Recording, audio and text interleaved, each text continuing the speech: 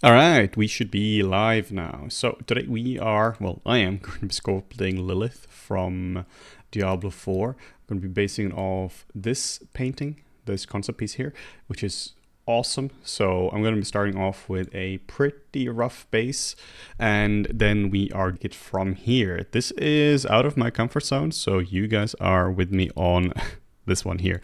So we're in this one together. I'm just going to be giving this a few moments before people can join, like we've done in the other streams. And as a heads up, we have plenty of other streams that we've been doing this week, over the last week, during the Flip Normal Summer Sale. So we have 2 anatomy streams for me, and we have 1 sculpting stream, just pure sculpting for me, when I'm just doodling around creating a character. And I did 1 feedback stream yesterday, which is covering a lot of core sculpting fundamentals. So if you're interested and want to learn how to sculpt better, I highly recommend these 3 streams. I'm covering a lot of stuff I'm covering with my private students and with like in a lot of different courses. So hopefully there's a lot of really good info in those. And just a reminder as well, we have a very nice summer sale, not Black Friday sale like I keep saying, and with tons of really cool products like reference packs. We have painter tutorials, bunch of hard surface courses. We really have like everything you need in terms of to be a 3D artist. If there is something you need that's not really here, then I don't know what that would be. So tons of awesome sculpting courses, tons of really cool skin brushes, skin alphas, all of this kind of stuff. Really cool kits like the eye kit and such. So remember to check out Flipped Normals. Yeah, a lot of people don't know that we actually have a website as well. I'm assuming that we're just 2 dudes on YouTube, but I was going to say couldn't be further from truth, but it's, we are 2 dudes on YouTube, but we're not just that. We are very much also a company. So with that said, let's get started with some sculpting. Now, I just have to make sure that the chat is not covered so I can see the chat. I just have to do a little bit of reorganizing here. I need to see my reference. I need to be able to see the chat as well if there's something happening there. Okay, just give me a second here.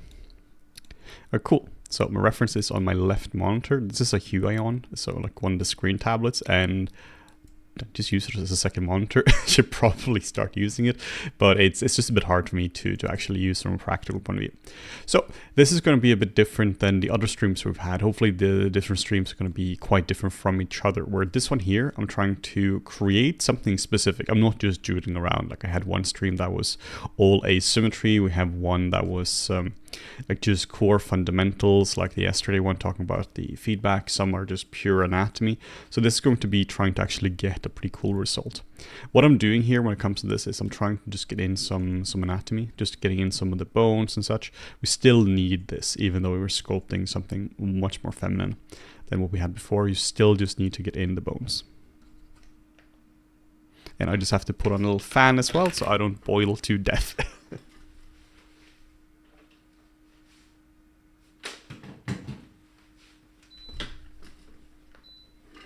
Summers in London have got ruthless, so now I bought the biggest fan in the world, which is just keeping me cool. So this is going to be a pretty interesting sculpt. So just starting like you sculpt anything, like there's a formula to it. First get the bones right, then get the muscle right, then get the fat right, then get the skin right. Of course, from a practical point of view, it doesn't always work that way, but it's a good starting point. And here, of course, we have tons of issues with how planar this is. This is where I just have to round a lot of this kind of stuff off. For me, it's useful to have some planes in the face, but I find it to be almost nonsensical to have planes on the back of the head, because this is just round. So I'm probably gonna have to make my own version of this as well, just because it's I always just have to go in and round these things off. The face can be quite planar, but the back of the head is just not planar. But just chose something simple. I could have sculpted this from a sphere as well, but just having some base proportions to work from is so useful.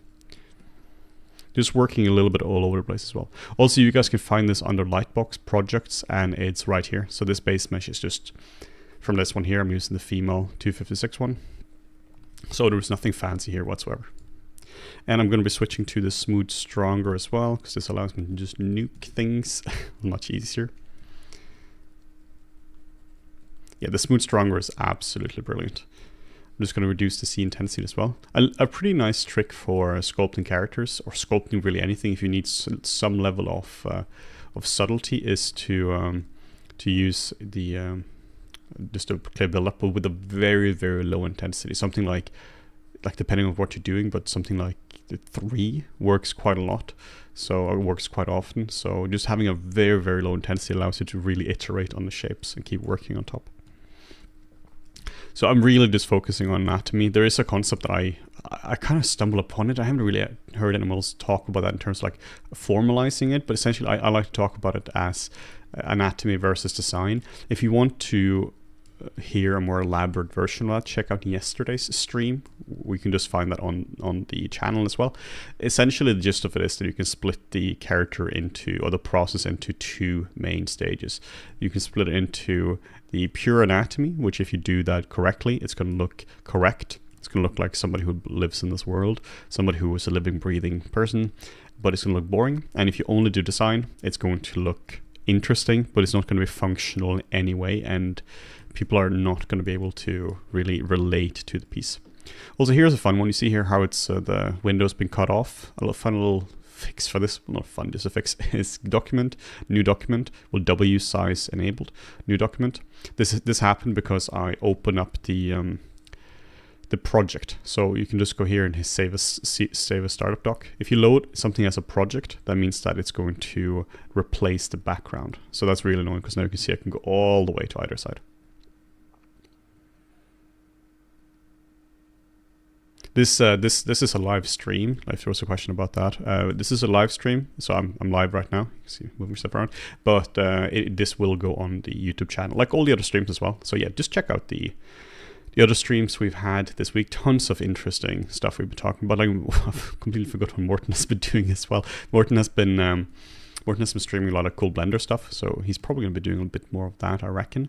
And that's like Blender, like geometry nodes in Blender. Really cool stuff there. For this, I'm tempted to try out, we released a kit not too long ago called the Flip Normals Face VDMs, and I have them right, I thought I had them right here, F, there we go. So we have the lips here, so I might just save some time on this. The reason I'm using these ones now is, it's not because I don't know how to sculpt lips, it's just because it's going to save me, it's going to allow me to get more into the design phase a bit faster. So if you want some of these lips here, some of these shapes, you can just search for Flip Normals Face VDMs on Flip Normals. You can just see how fast it is to drag this stuff out, because this is a tricky character. This is legitimately a difficult character to sculpt. There's a lot of complexity in her. So if you want to sculpt everything from scratch, go for it, right? Like, absolutely go for that. That's good fun. But if you want like the fast result, it can be really beneficial to start off with something existing, like a base mesh, or just starting off with like face VDMs like this. Yeah, so the face VDMs is a really cool kit. I'm going to be using this for the eyes as well. I'm also going to be using the Flip Normals creature kit for the horns as well, just to block it out.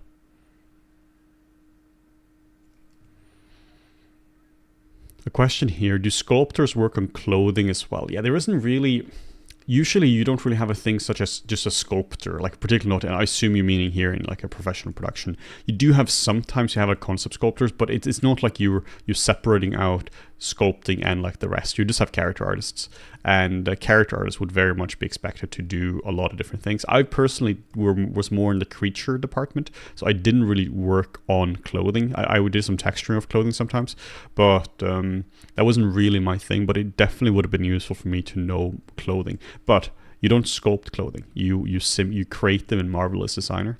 You can see here, right, how fast it is to block things out with the face VDMs. So yeah, you want to be sure to know something about clothing as well. This is going to make you a lot more valuable. For the nose, I actually have a pretty decent base for this already, so we can just get started with this. If not, I would have to cut away the nose as well.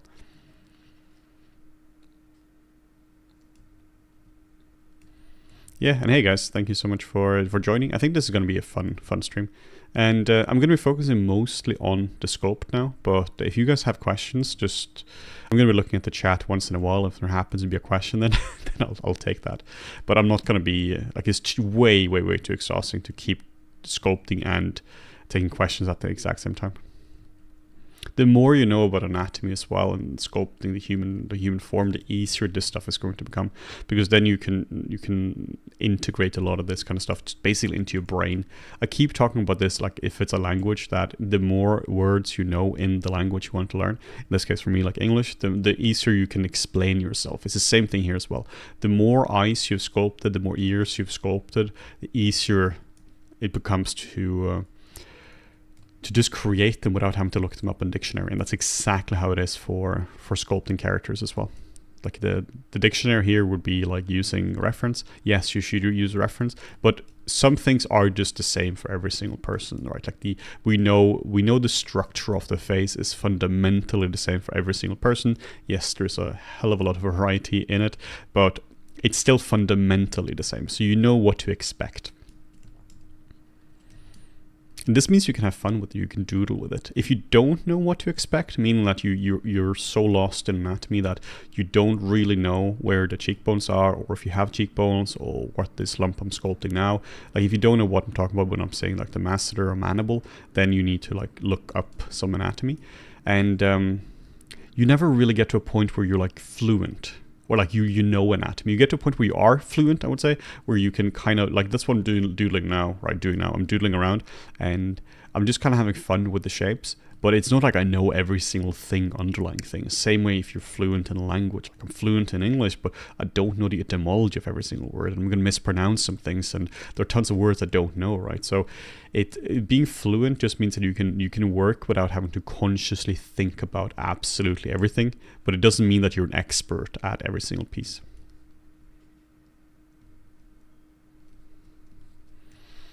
Adam is asking, what is your favorite piece of character thing you worked? I'm not reading the question now, just glimpsed at it. What's your favorite thing you worked on in production? Probably one of a few different things. We had Alien Covenant, that was awesome, because that was just such a famous project. So I was working on the alien there, along with a lot of our talented artists at NPC. And then I worked on one, the probably most fun one that was beyond chaotic, was Pacific Rim 2. But then also, one of the ones that nobody watched was A Monster Calls. Monster Calls is a really lovely movie. It was a very small production at NPC as well, where I worked on the monster from A Monster Calls. Really fun project.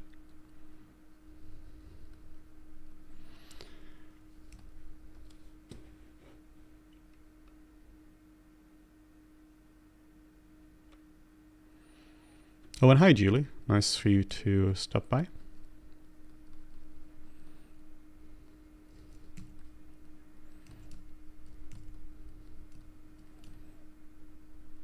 If I was working on Lilith for a production, I also most certainly would not sculpt her in this way.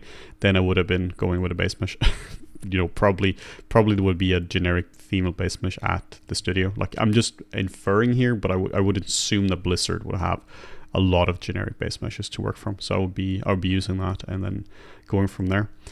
Probably a lot of back and forth between art department and production as well.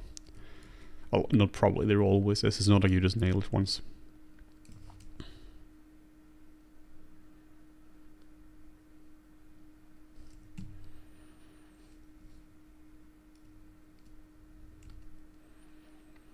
How does it feel to be a huge inspiration and driving force for a new generation of VFX artists? Assuming that's true, because I have no idea if that's true or not, that's pretty awesome. Not because I want some recognition or something, but just because if like Morten and I and what we do with Flip Normals, if we can actually help people, that's awesome. It's a very difficult field to get into, just because like art is difficult and it's a tricky business in general. So if you can help people there, honestly, that feels really good. It's really cool whenever I'm meeting people in real life who might be like first few years of their careers or their students, and they've watched a lot of Flip Normals in their studies, and they're just really thankful for what we've been able to, for the videos that we've been doing, and that feels really good. But it's also a weird one because we're just sitting kind of in our living rooms or in offices and just producing content. So it's not like we're going to some big conferences and meeting people. It's just once in a while we get reminded that it's a little bit bigger than than just like sitting in a living room and just talking. So I'm just trying to get some base anatomy down now. Like, this is nowhere near the final thing. We just have to, there's a lot of back and forth with all the different facial features, but just trying to get the anatomy to be right.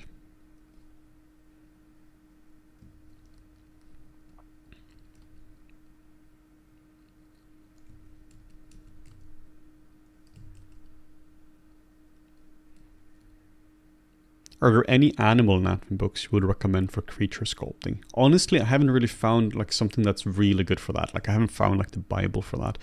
In terms of creature sculpting, you want to be careful with going too specific in creature sculpting. You want to make sure that you have a good understanding of human anatomy first. At least, if you want to be a well-rounded character artist, because creature anatomy, yes, it's a little bit different. Like, there's no such thing as creature anatomy, right? It depends from the animal to animal, but you will be basing this off different animals, and humans just one of many animals. So it makes sense to study human anatomy because it's so well documented, right? Got to make her nose quite skinny because she has a very skinny nose.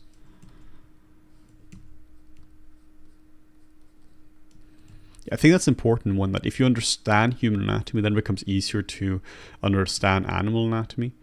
And then one of the good ways to learn that is to get one of the like anatomy busts. We have one from Maria Panfilova on Philognomos, for instance, which is a lion. Really, really, really good good reference for that, for just like lion anatomy. And lion anatomy is very similar to dog anatomy, which is similar to a lot of different animal anatomies, like predator anatomies.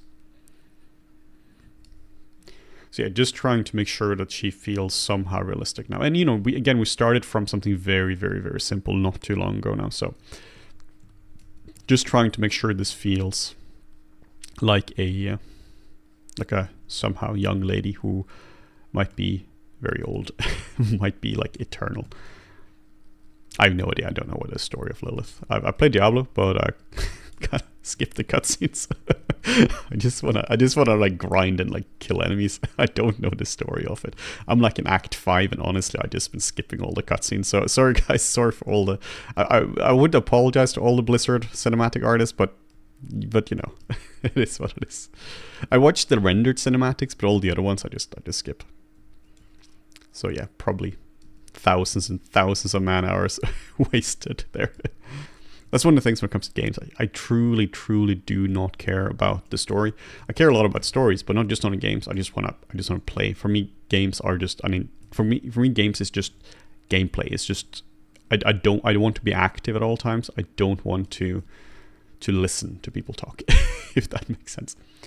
Then we're just going to give her some eyes, because that's really important. So just append and just give her some little spheres here.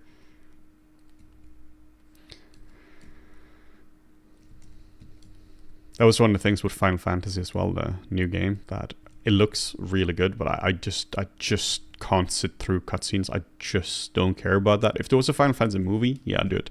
But well, there is, but not in recent memory. But man, looking through cutscenes like that bores me to death. So just adding eyes like this is really useful, and then mirror and weld right here. Have you tried Tears of the Kingdom? I did, and then Diablo came out, and I didn't. Tears of the Kingdom is really good. I'm enjoying it a lot.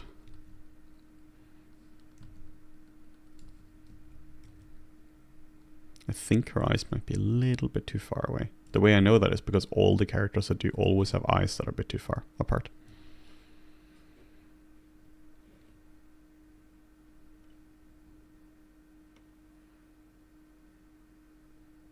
Oh, Helena met her fiancé through the Flipnomal's Discord as well. Wow, that's awesome. That's really cool to hear. Little bit intimidating, but very cool. Very cool. It was really cool to hear the stories people are having with Flipnomals and such, like the videos they watched and like through the Discord and such. What's really cool about the Discord, I know there are a lot of members from the Discord just in the stream right now that when it started right when we went full time in for Flip Normals 2018, so like early June 2018, and people there who were like seniors in university or people who were like seniors in high school and such, and a lot of these have now like gone into more like senior positions in VFX or gaming, or some of them have gone from like being in like high school and having gone through university in that time, and now they're juniors at some of the major VFX studios in London, which is absolutely awesome to see. Like, I would take no credit for that. It's just been really cool to see their progress.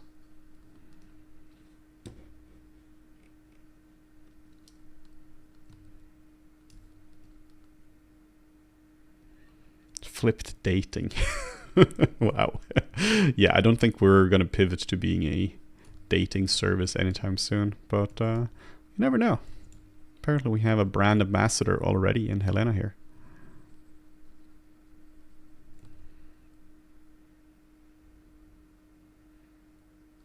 You have a very distinct way of sculpting eyelids. How do you make them in this particular style? Honestly, the only thing I'm doing with sculpting eyelids is just making them thick. The big mistake people always do when sculpting the eyelid is they're just flimsy. The one thing I'm doing here, which a lot of people are not, notice this plane change here, maybe on this side where the cursor isn't. Notice this plane change here. If you get this plane change here in, you are golden, which means you need one plane change here, or you need one here. And if you have this, you're good. The way I like to think about it in terms of the plane changes, or like in terms of the thickness of the eyelids, is you need to make them as thick as you think they are, and then you need to just make them a little bit thicker. Like in reality, they're like a few millimeters, right? But in practice, you are gonna make them too thin. So just be sure to make them thicker than you think they are. What's also really important when you're sculpting characters like this is that right now I'm just doodling around, right? Like in terms of like the proportions and such, just having a bit of fun with that. But it's missing. She's missing all sorts of stuff. Like in this case, like Lilith doesn't have hair, she has horns and such. But it's really, really, really important when you're sculpting characters that you give them all the things they need in order to look like real people. If you're sculpting a beautiful young woman and the reference you have has really nice makeup on, dolled up hair, like trimmed eyebrows, all that kind of stuff, and your character is like this would be equivalent to, like, if let's say you're trying to sculpt like Jennifer Lawrence or something, and then Jennifer Lawrence is, you were to take the real model and you were to like shave her and remove all her makeup and remove all her textures, like don't do that, like it would look completely weird. It wouldn't look like the person. Also, it's really important to think about sculpting in a more holistic way, meaning that, like, not holistic in some kind of weird alternative medicine kind of way, right? But in holistic in the sense that you're thinking about the whole. You're not just thinking about, okay, this is a specific shape of the zygomatic arch or something like that. You're trying to go in and thinking about the whole of the character. If makeup is really important to a character, then you need to get the makeup in early on. Like, let's say you're sculpting like Kiss, right? Like the band, the poodle rock band from the 80s, and you were to not have any makeup on them, you can get the face perfect, but it would not look like them. Same if you're sculpting a raccoon and you don't have the raccoon colors. Well, you didn't sculpt a raccoon, right? You sculpted like some kind of weird little animal thing. You can see that if you Google like albino raccoon, it doesn't really look like a raccoon because so much of the raccooniness is in the color. It's exactly the same thing when sculpting characters. So much of the person is in the hairstyle, the color of their skin, their makeup, all of that. Also, Smooth Stronger is awesome because currently what we have a lot of noise here. It can look fine, but there's just too much noise. So I'm going to go through and just using Smooth Stronger and just nuke the shape.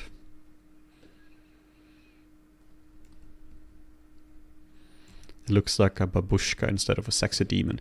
That's true, but on the other hand, I've also spent 24 minutes on, well, that didn't start in the beginning, I spent like 20 minutes on this basically from scratch. So please excuse me for my babushkaness instead of my sexy demonness.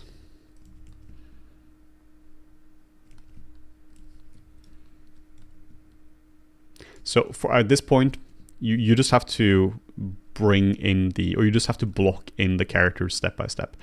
I really like to make sure the character feels anatomical before I start to go too crazy with the design, because it's really, really, really easy to be bogged into, or to be locked into some kind of crazy design, and then you don't really know what's going on, and then you're just in trouble.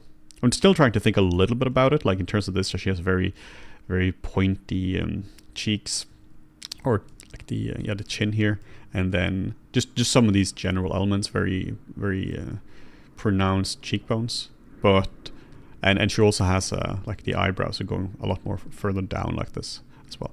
What you have to think about when you're doing eyebrows going down, or like if you have like a frown or something like this, then you have to think about the fact that the bones are not deforming. What happens when you're doing like a frown like this down is that it's the skin on top that's deforming. So it's the skin and the fat and the muscles that deforming. The bone itself never moves. That's really important. In this case, we are going to move the bone down, not because that's like realistic, but because she's a demon lady, right? Like we can do what we want to. So you can stylize it a little bit like that, but in general, you want to be very careful about doing these kind of things.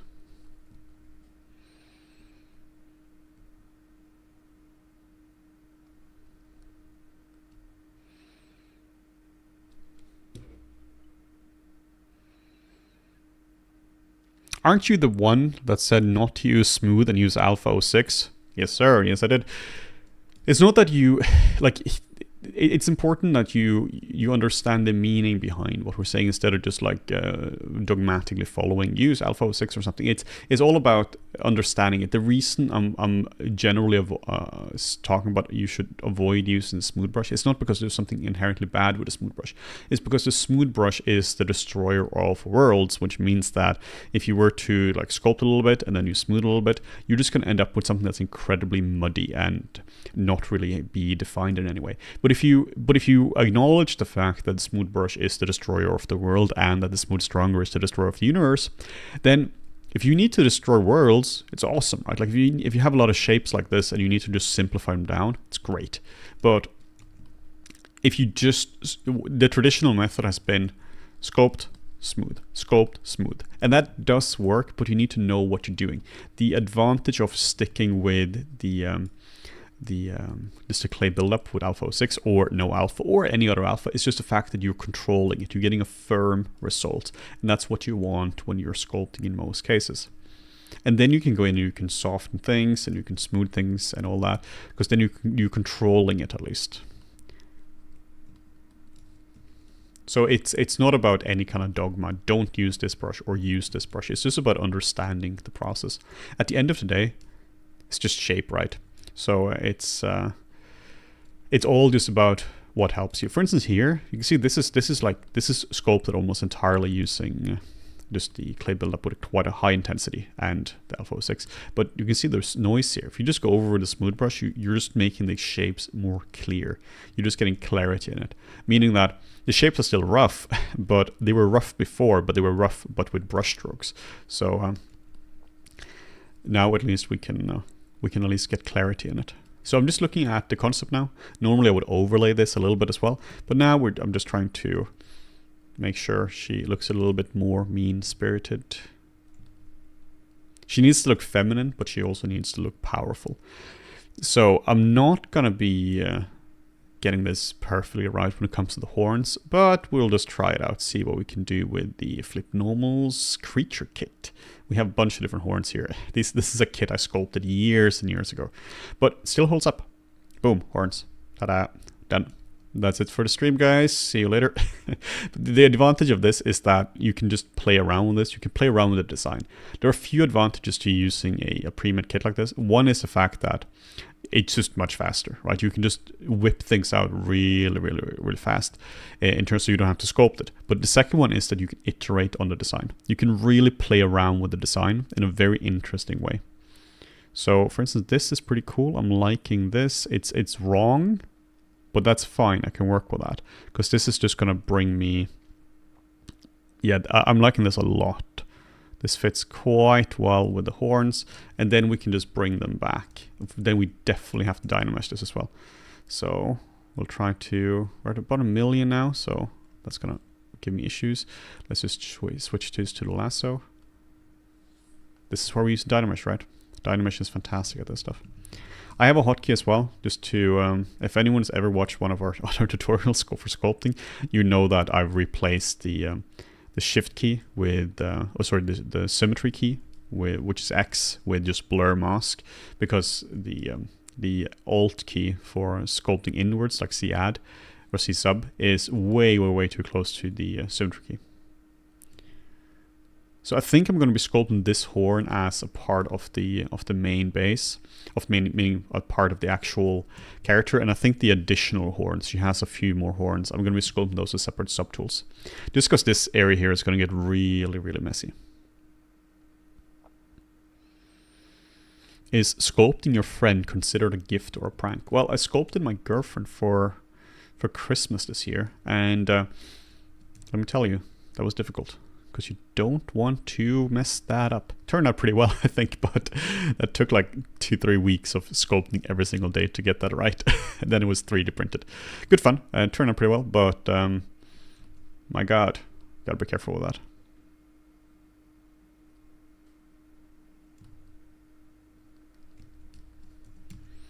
Okay, so I'm just trying to get this right here. So you can really see the advantage of using a kit like this. First, I was able to experiment with the look a little bit, but also just now we kind of have a horn, right? So I'm just going to evaluate this because this is such an important part of her design.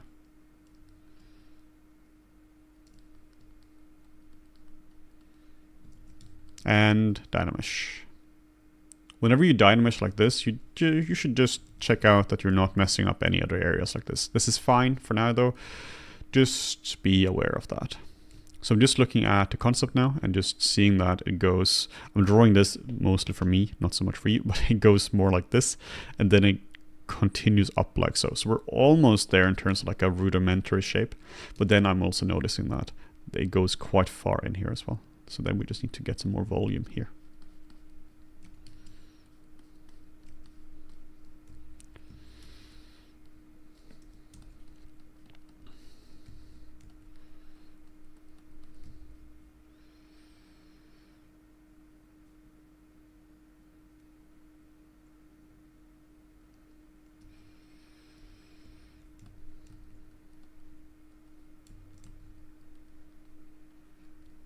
And these guys here need to go more upwards.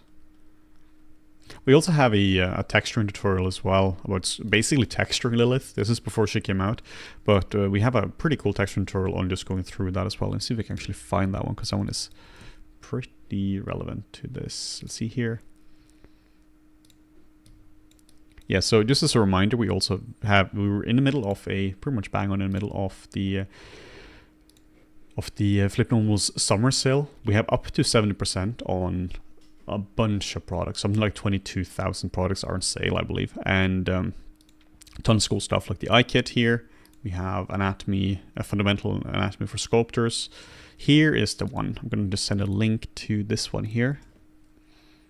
This one is really cool. This is where it's not technically Lilith, right? Because it's just a different character, but it's pretty close, right? So this is a bit more for a realistic person here, but we will go through the texturing start to finish, showing you how to set up a character from ZBrush, texturing everything from scratch, doing the face displacement here, or the normal map rather, and then setting all this up in Arnold as well at the end. Though this also works in whatever software you're using. What focal length is used for sculpting the face, and is it important? It's very important, because if you were to mess that up, if you were to use a completely wrong focal length, you would be in a lot of trouble, because now if you retro render in a completely different focal length than what you're sculpting in, it's not going to look the same. For instance, if I were to turn it into ortho now, you can see the distance of the horns. So this just changes dramatically. I'm sculpting at 50 millimeters now, 35 actually, wow, so 35. So if you check between 18 and 85, so it's entirely different kind of character.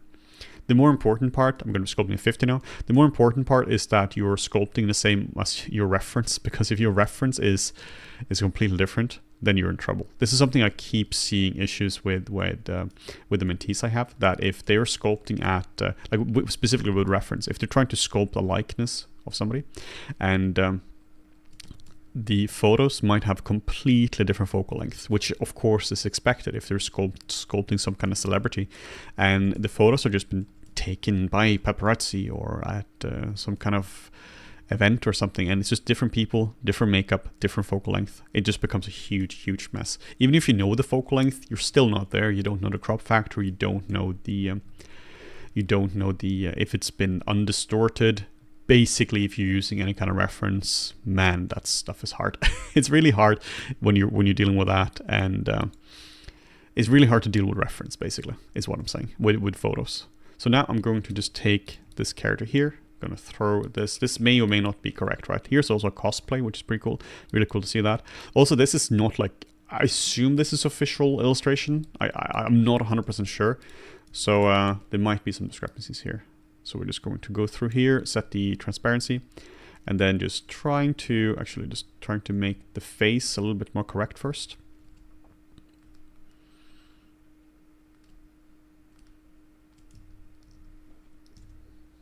So she's probably tilted a little bit more this way. Okay, so then we can try to move her a little bit more into position.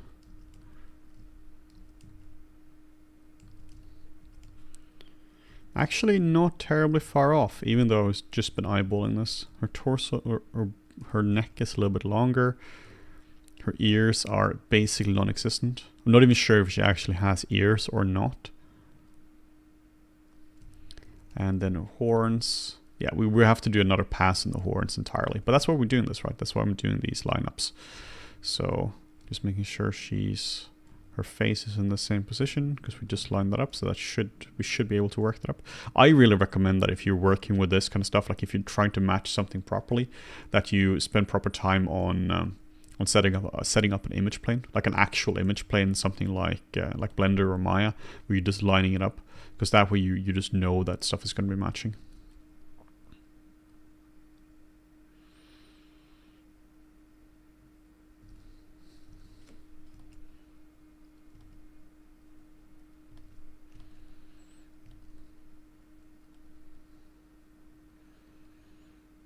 It's really important to do these kind of sanity checks like this. Otherwise, you're going to be detailing things and sculpting things, retopologizing it, and then you're going to realize that stuff doesn't match. Particularly if you, let's say I was modeling Lilith for the game, and if I was just like doodling around like this, like it wouldn't work. Like for this, you should assume that every single detail is there for a specific reason that has been improved and everything. So you really want to be sure that your sculpting is solid and is matching the reference. This depends less, or this is less important if you're sculpting just for fun, but if you're sculpting for any kind of production, man, you need to be sure you're on top of these things. So I'm just going to put this right here on my second monitor so it doesn't take up too much real estate.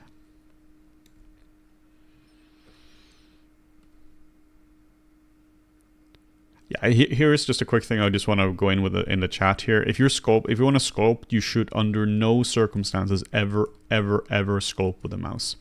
Like that's just like a big no-no. It's not even like a preference thing or something. If you do that, first, you don't have pen pressure, which is, whatever, it's a helpful thing, it's a very helpful thing.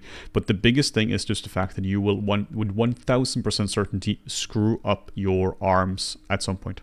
Like, without a doubt, you're clicking all the time. You need to get a tablet. That's just how it is. It's just if you can afford, like, it's just a price of entry basically to sculpting.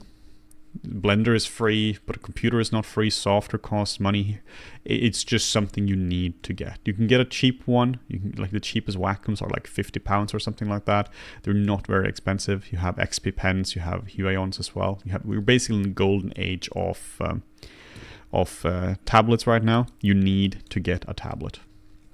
Essentially, it's highly irresponsible to recommend to somebody to sculpt without a tablet.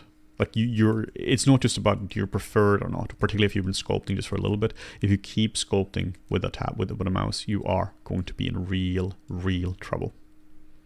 I mean, I got in trouble, and I sculpted with a tablet because I sculpted all the time. But if you get in trouble with a tablet, you will for sure get in trouble with a mouse. I'm using a vertical mouse for all other stuff as well. I don't have a normal mouse anymore because it's so detrimental to your health if you work with this stuff all day, every day. Is it possible to watch a video of this stream afterwards? Absolutely. Yeah, the stream, this stream and all other streams we've had are up on the YouTube channel, all for free. Do you have any good skin brushes to recommend? Oh boy, do I have some good skin brushes to recommend. Let's check out the Flip Normal's face kit. We have two really good brushes for this. We have the face kit and we have a bunch more stuff on our site, of course, but let's see if we have this one here. We just came up with this not too long ago. Not too long ago, it's probably like a year and a half ago or something. So we have... Oh, the face kit. This is actually the one I'm looking for. The face VDMs was always thinking about. Let's see here. These ones. We have the face kit. That's really good alphas for the face. Just like really good skin pores. Then we have the skin kit.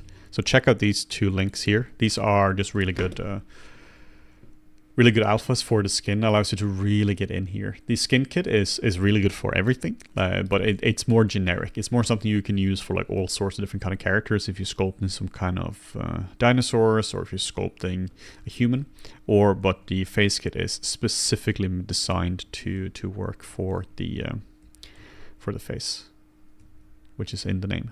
So the face kit is something you can use directly here. Let me actually show you the face kit. It's really cool. So we have here, we just go under, we have this under alphas.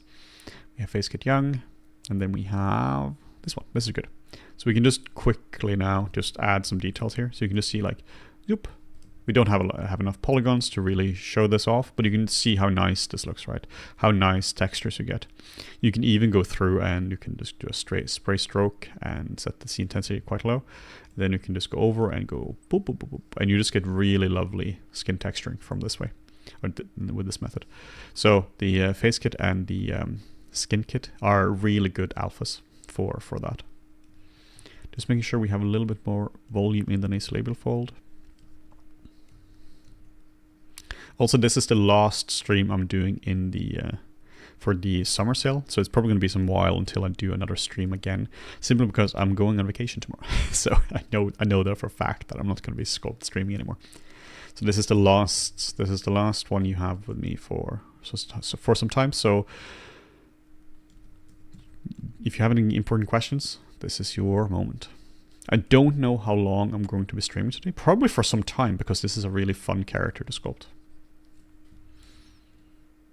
I think it's really important when you're sculpting characters like this that you're blocking out the design quite early. That you're not just focusing on anatomy in one specific spot or something, but the fact that you're actually blocking in a lot of different areas. So, like for instance, with the horns and such, because it's really easy to have coverage, like beautiful coverage over the eyes and the ears and such, and then you're missing the horns and missing the costume design and everything like that.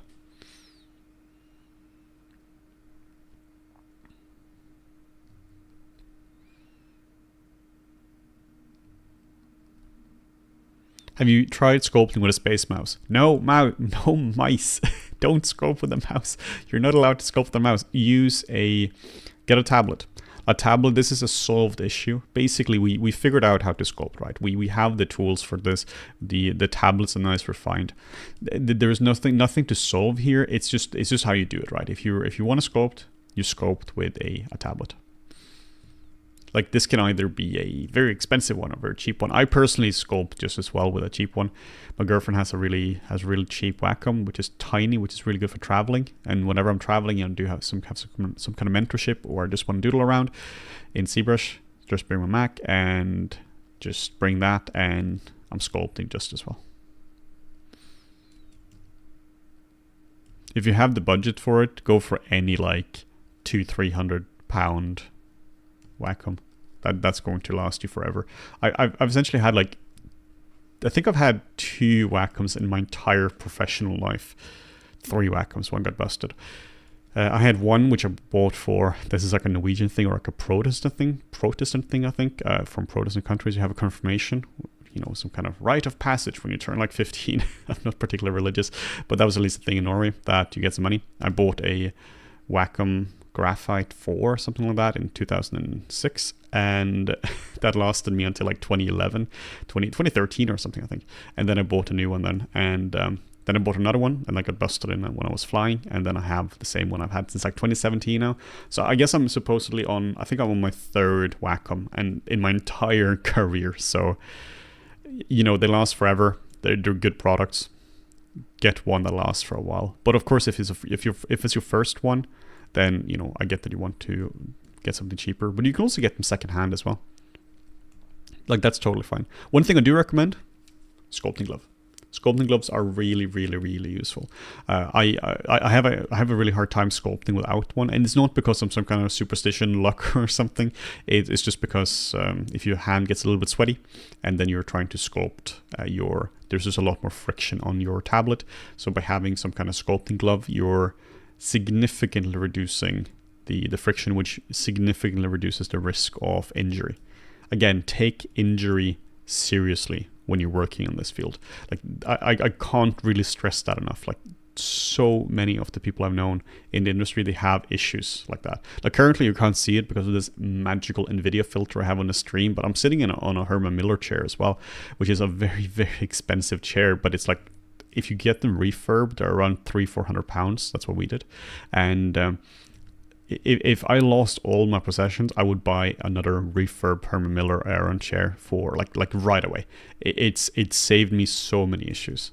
When I was in Japan, and Morten and I, we moved there for a while, and like a year or so, and then I was sitting on really, really bad chairs, and I still have back issues because of that. It was just like a regular chair, like not even like a desk chair or something, just a regular like kitchen chair, and it really, really hurt me. So it's one of those things that just by sitting on the wrong chair, you can cause really serious injuries. So spending money on a good chair, on a tablet, that kind of stuff pays for itself back so many times. It's to the point that it's not even that it pays for itself. It's just a case that you don't get injured. Once you get injured, it's hard to get healed again. It's the best way to avoid that is to not get hurt in the first place, right? So that would be my advice for that. Take your health super seriously.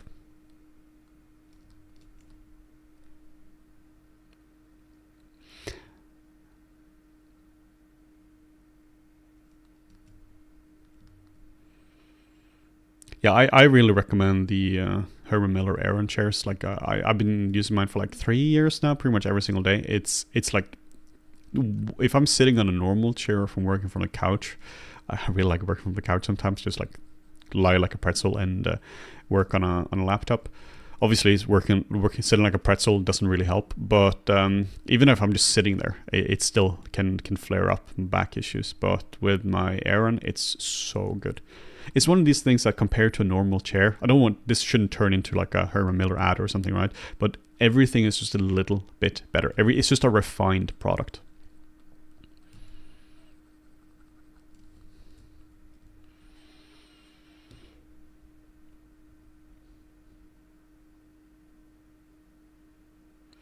Hello, can you get this character through a full industry pipeline or proper with topology and subdivisionals? I mean, there's no way I can do that in the streams because that's going to take me literally weeks or months to do. But if you want to see that, we actually have a full course for that. Speaking of courses, we have one. Well, I'll be talking about this in the stream as well, but this one here, this is the creature, or the realistic character portrait masterclass. This one here is really good for that. I made this about 6-8 months ago, and this is on sale now as well, 40% off. This one covers the entire workflow, so we cover how to do the whole thing.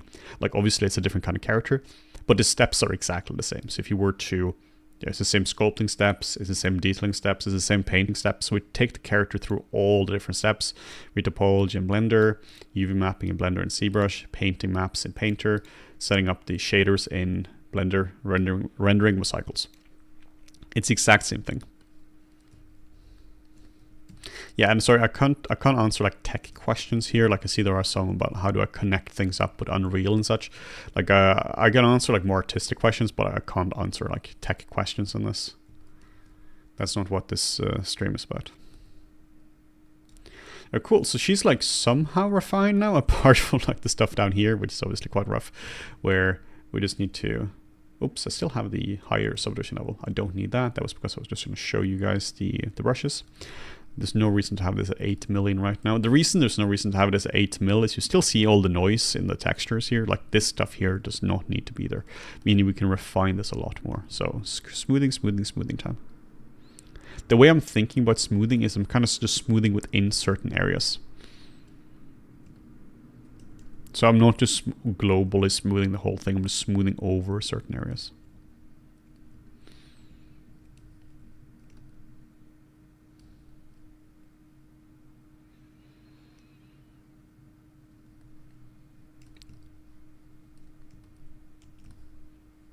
Could you tell us the most used brushes and tools in ZBrush? Yeah, it's all clay buildup. Honestly, it's all.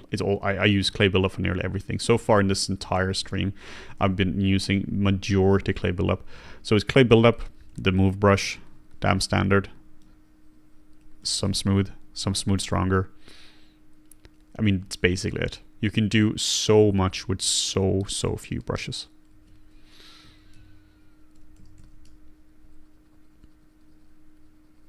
Okay, just trying to get in, work a little bit more on the horns. This is one of these cases where it's really beneficial to keep the horn in the same mesh as in the head. This is always a tricky issue. Should you keep the head or the horns or the nails or claws or something like that separate? For me, it all depends on are they the same material. In this case, this would really kind of be the same material. It's almost like it's, at least there isn't, it's kind of like a blend between it, right? Where it goes from, it's like skin is almost like the horn is just really hardened skin. So if it's a case that it is the same material, then I recommend keeping it in the same one. This also depends a little bit from a technical point of view as well, how you want to do it. But I find that to be the easiest thing. Like particularly when it comes to texturing and such, because if you're gonna have if you're gonna have them in separate meshes, you need some kind of separator, meaning you need some kind of something to go over it to separate, because it's really hard to blend between them otherwise.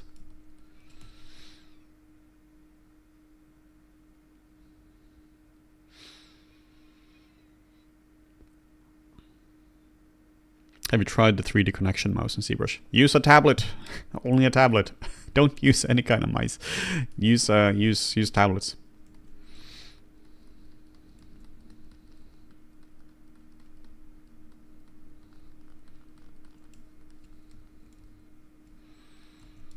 And then I'm just trying to get like a generic looking pattern up here. I'm not going to do this like properly, because this would be one of these areas where you would just sit down and spend like 6 hours on this, or for a production model probably like weeks. But for this, it just needs to read as the same thing, meaning that we just have to make sure that it feels like it's just like a ribbed feeling like this.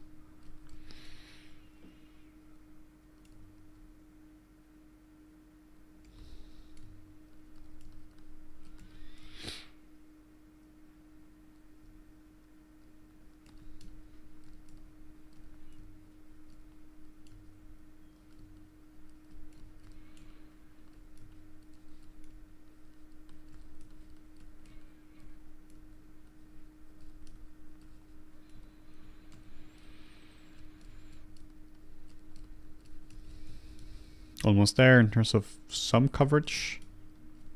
This is where if I was doing this for a proper thing, like I would have to like just block this out to see if it works more conceptually, and then I would have to redo the whole thing, just because this is a bit too rough. For this kind of stuff, I really find that there isn't really like a secret to doing it. How do you sculpt horns, the details on the horns, to a high level really fast? Well, you put on a podcast and you just do it. There isn't really like a quick and easy way of doing this kind of stuff. So going through and just spending time on it, like there is no substitute for just manual labor. I find that to be a really important topic. We can talk about that as well. Like there is like if you've been spending, like I've been spending what, how long on this guy now? Like what, 50 minutes on this sculpt? So like in less than an hour, and looks like this, right?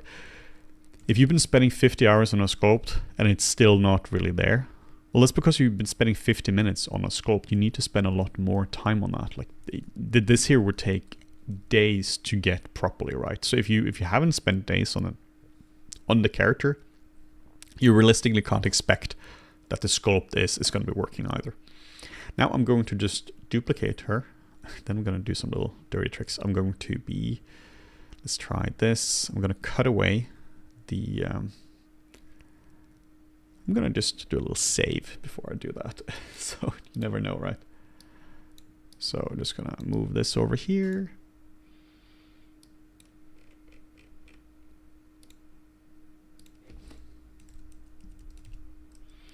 Cool. The reason I'm saving is because I don't trust these tools for 1 second. So I'm going to be using the trim lasso. So essentially I'm going to just cut away everything that's outside of this. Cool. So now we have this. Basically I just want a horn, right? So now we have an extra horn and I can use this on the back. So we can just disable symmetry, and we can just move this. I just prefer to do this on the other side. So we can just take this and we can drag this up like so and go zoop. Whenever you're sculpting characters like this, try to be smart, try to be economical about it. Sculpting is hard. Try to be clever. Which is really hard. It's hard to be clever about these things. But the more you can optimize this kind of stuff, the faster it's going to be. And there's no reason to redo work.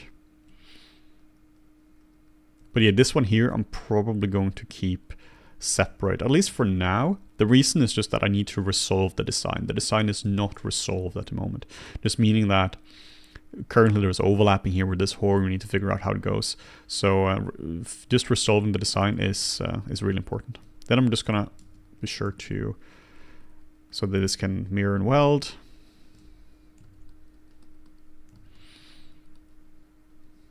Cool. Just making sure there's no overlap like this, and then you can like start to move this in, just so this fits quite well.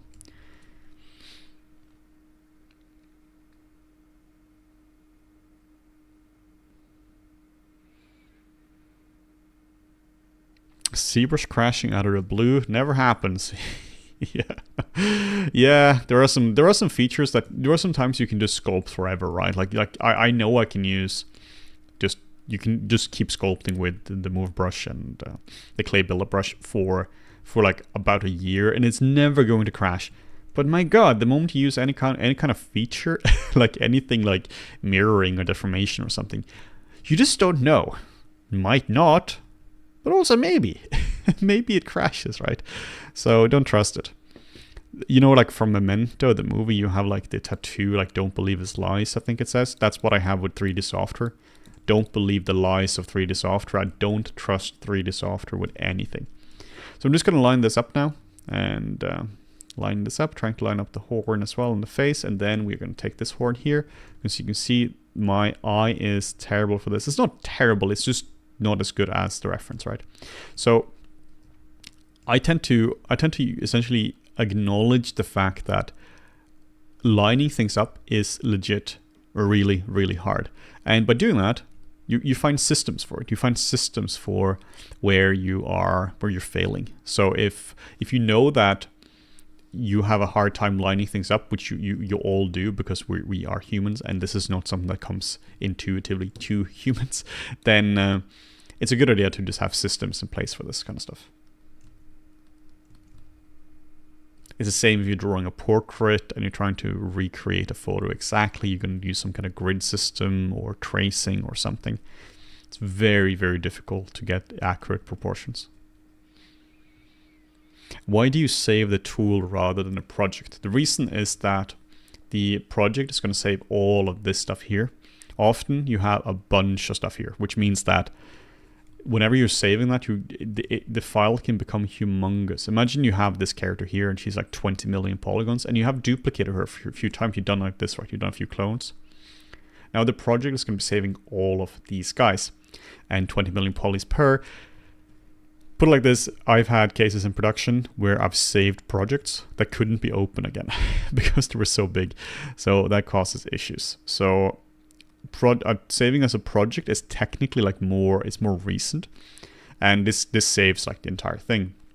Saves more things, but it's a really, really, really painful thing in a lot of ways as well. It's a very painful experience if you're having issues with that. So C-tools, old school, but much, much more reliable.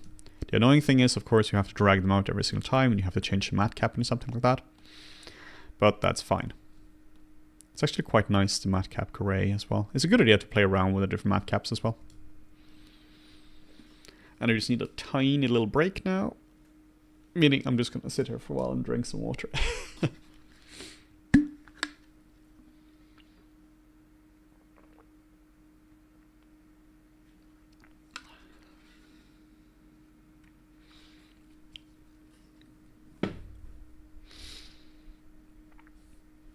I've done a troll sculpting course and that was amazing. Thanks for that. Yeah, thank you so much. That's the introduction to...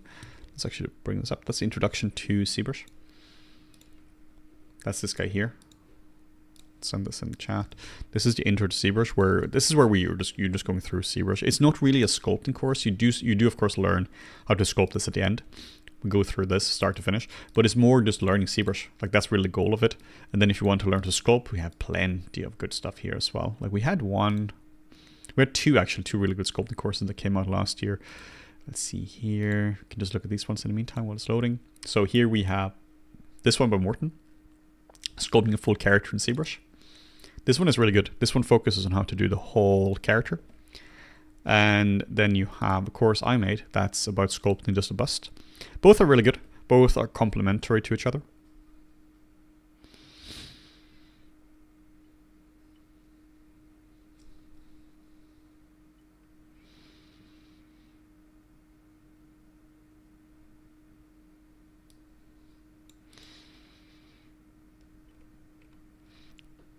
There was a question here by Muhammad Samir, which essentially I interpret the question as, is it cheating to do what I was doing here with overlaying things?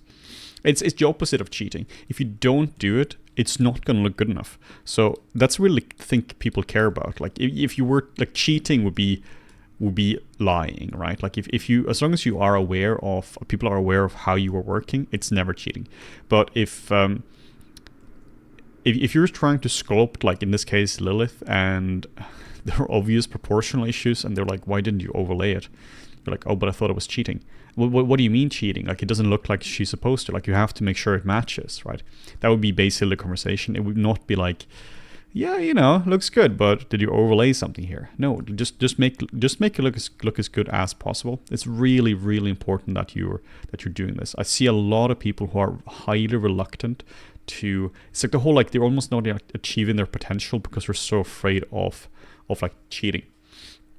But cheating, I mean like using reference in some cases, or using base meshes, or like just overlaying images. Just it's gonna make it better. Just do that. Use every tool imaginable under the sun. And it's not like if you were to overlay some kind of anatomy that people would be like, oh, he doesn't know anatomy, he was just overlaying it. That would just be for proportion. Like if you don't know anatomy and you're trying to show me that you know anatomy by cheating, like I'm gonna know instantly, because there's so many telltale signs for that you don't know anatomy. So you're not going to be able to convince a supervisor or somebody who's hiring that you know anatomy if you don't know anatomy, even if you've been like overlaying things, right? The only way you would do that is if you're kind of lying and you didn't make the pieces, or you're using a base mesh that's so refined or scanned and you haven't changed anything on it. But that's kind of just like lying, right? Then you're not being honest about what you're doing. And she has some scars going down here as well, so that's pretty cool. Fits me pretty well. If Morten was here, he would be rolling his eyes because I'm making scars, but also I'm making Lilith, so I'm going to be adding some scars. This is where this might just be in makeup, but I always prefer to do this as much as I can in modeling as well. Of course, if this is supposed to just be makeup, that's a bit of a different thing. But I think it's a good idea to get as many things as this into the model as possible.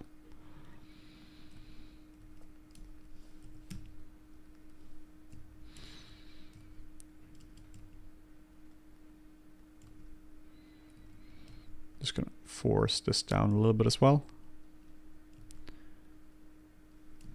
This is where it's such an advantage to have a basis in human anatomy when it comes to sculpting, because this is really just a human, right? Like this is just a human with makeup on. Like you can see this in one of the other references I have, like here. Like it's literally a cosplayer, right? Who just has all this kind of stuff, and that works obviously really well. So this is way more human than it's not human, I suppose.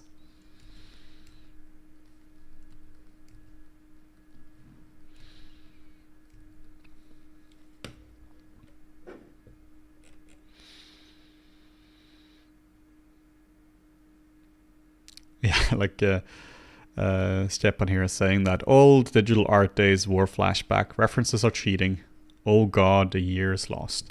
Yep, there was a lot of people who back in the day were almost like proud about not using reference. And I mean, I didn't really use many references as well. Not even because I thought it was cheating. I just didn't know about it. Also, like to be fair, back in the day, it was much harder to find good reference. But even so, like if I'd used references when I was learning to sculpt humans, I would have been much better today than where I'm currently at, which is really annoying. That's one of the reasons I'm seeing my students, my sculpting students, progress so fast, because everything is reference based. The advantage of being reference based when learning to sculpt is that you're sampling reality exactly the way reality is, or at least as closely as the reference pictures can go. And that means that you have a clear definition of success, or clear criteria for success and clear criteria for failure. There isn't any kind of, oh, but this is my vision of it, this is what I think it should look like. No, the reference looks like this and yours does not look like that. That means you have a delta between your version and what the real version is like. And that means you can learn really fast. It's not even about stymie and creativity or something like that. That's a whole different thing. It's just about learning. It just means that you have a very clear criteria for when you failed an anatomy assignment in terms of like correct anatomy or not. And that's going to help you so much.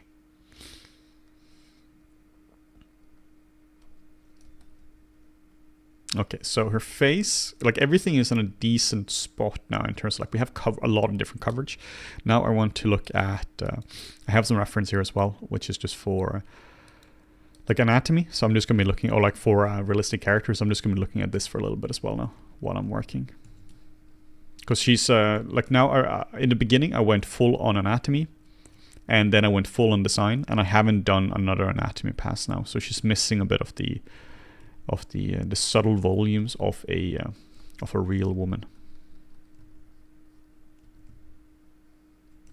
Meaning that I'm using a real woman as reference on the second monitor now. The advantage of using a real reference like this is again that it's real, right? Like it's in the name. It's real world reference. While if you're just using concept art or paintings, that's not real. That's somebody's interpretation of it. So it's really useful to have both. It's really useful to have both nice concept art to follow for design, but then also having specific shapes for the sculpt you're sculpting, like real world reference of that.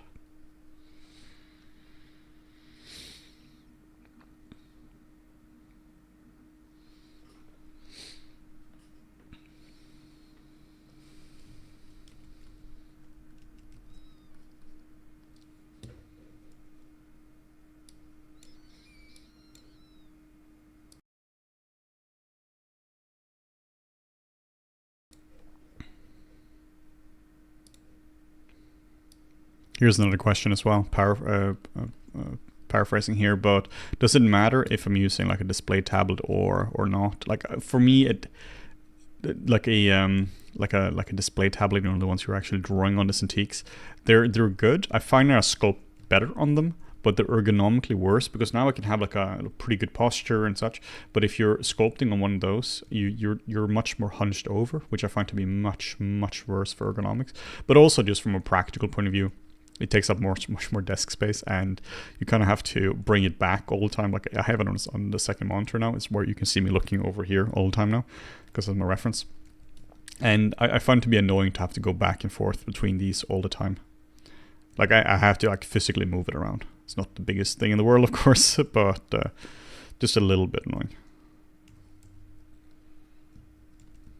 And I'm so used to sculpting on a proper like pen tablet now, so I'm so used to it. But also in terms of like making tutorials, it's much easier to make a tutorial if you're, in terms of like the mic, how the mic is right here, if that's like right next to me like that. Whenever you're sculpting characters as well, you need to get this part here. This is the caruncula or the caruncle, depending on how you want to say it. So this guy here is in the middle. Really important, or not in the middle, at the corner of the eye.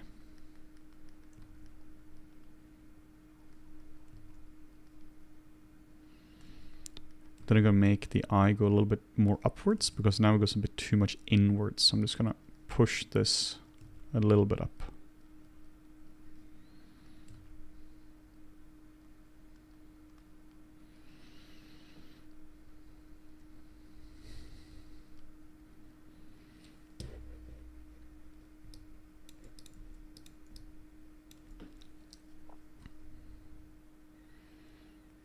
Yeah, the good old shrimp pose. That's I suppose everyone who's been doing art for a while has been doing for too long.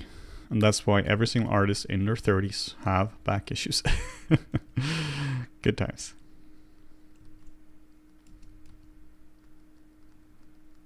Are you even an artist in your 30s if you don't have back issues or a knee pain? I don't think so.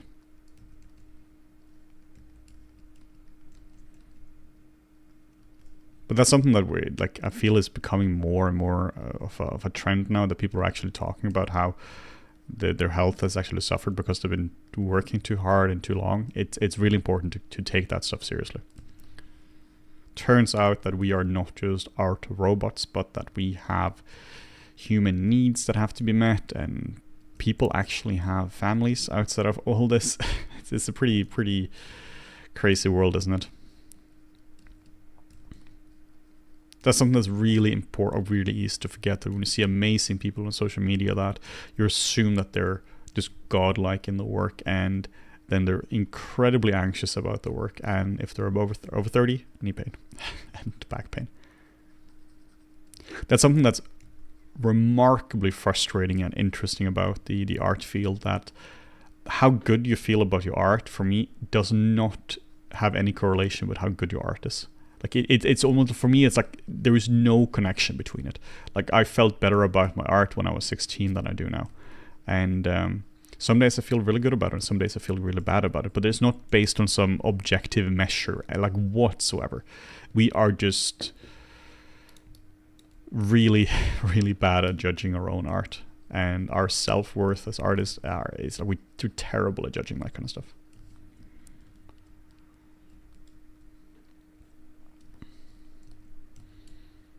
Tune in next time for Henning's Flip Normal's mental health tips, I suppose.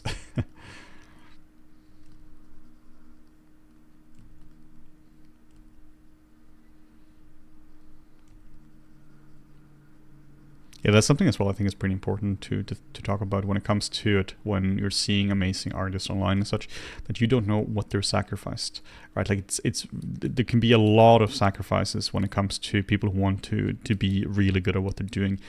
They had to leave friends and family behind, move to a new country, move to a new city. They had to, in a lot of cases, leave a lot of stuff behind, having to move a lot for different jobs across the world. It's yeah, it can be quite hard.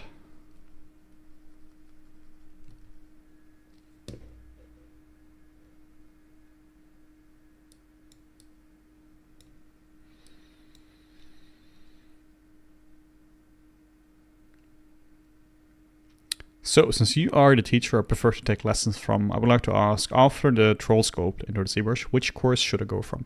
I recommend Intro to ZBrush. No, sorry. That's the one you just took. I recommend Intro to Sculpting.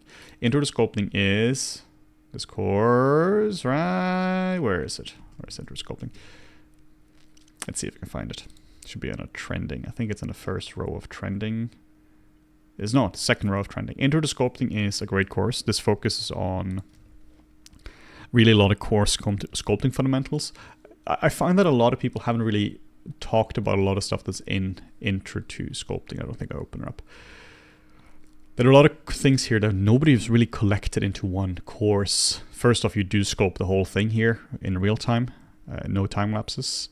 Going through this, talking about mid-frequency, talking about detailing, talking about high poly, low poly, or high frequency, low frequency, all that, talking about how to detail things. So there are a lot of things here that not a lot of other courses are going to be covering. So we try to cover as much as we could there. So I highly recommend Intro to Sculpting.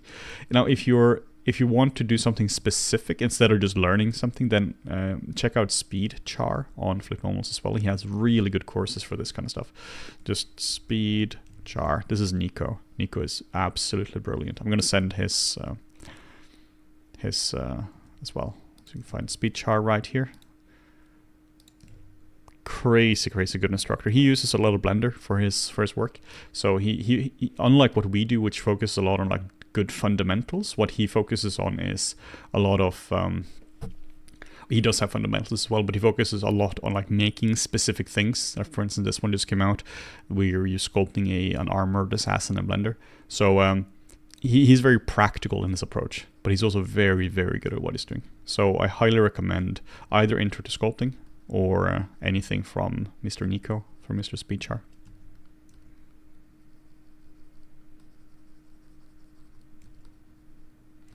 For the ears, I don't think I'm going to worry too much about her ears, because that is tricky. In terms of like, well, not tricky, it's not tricky at all. It's fine. Just in terms of design, I think I'm going to cover it up in terms of design.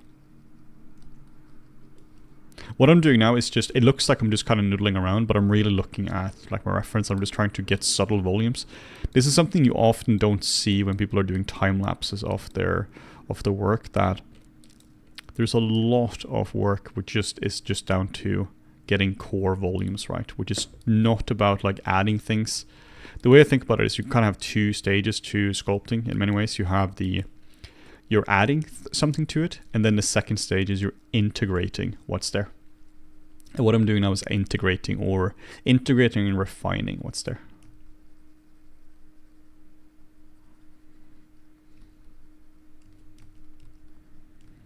The line here is pretty cool because this is something you actually have in a lot of different people as well.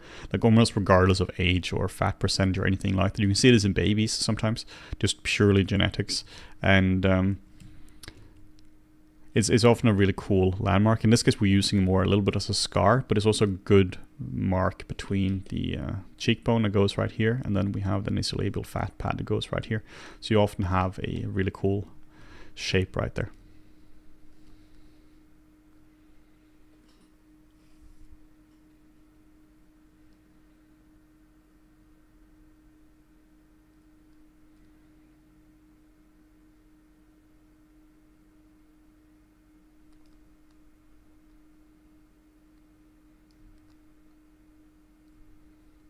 Make a video on which Wacom or pen tablet that gives you back pain. It's all of them.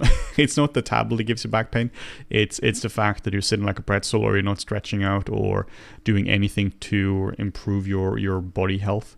So if you do anything for long enough, you're going to get issues with pain. So it's really important to stretch out and such, like do like different kind of stretches with your arms and such, and go to the gym and do mobility exercises, all that kind of stuff. Maybe even talking to a physiotherapist. Even if you don't have issues right now, just like how do you prevent issues from happening? I think that's really important.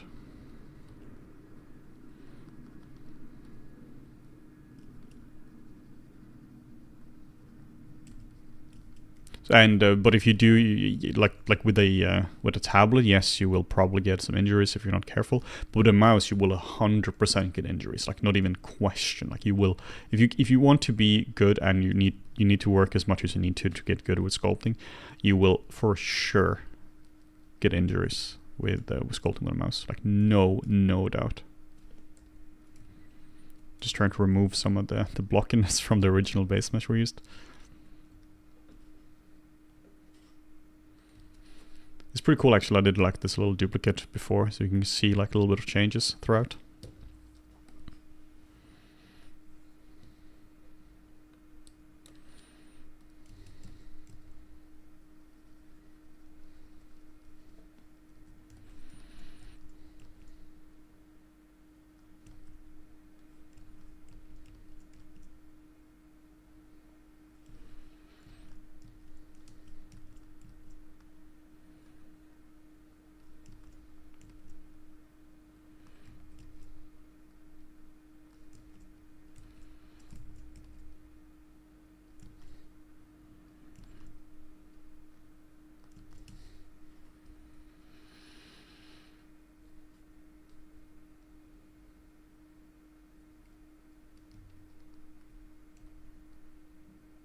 Your presentation and explaining all things are awesome. We just need all courses from you. Thank you very much. I really appreciate that. It's taken a long time to learn how to become a somehow decent teacher. That is an education by itself, which I've just brute forced. So just by making a lot of different courses. No, really appreciate that. It's cool to see that all the work I put into actually trying to become good at explaining things has been paying off.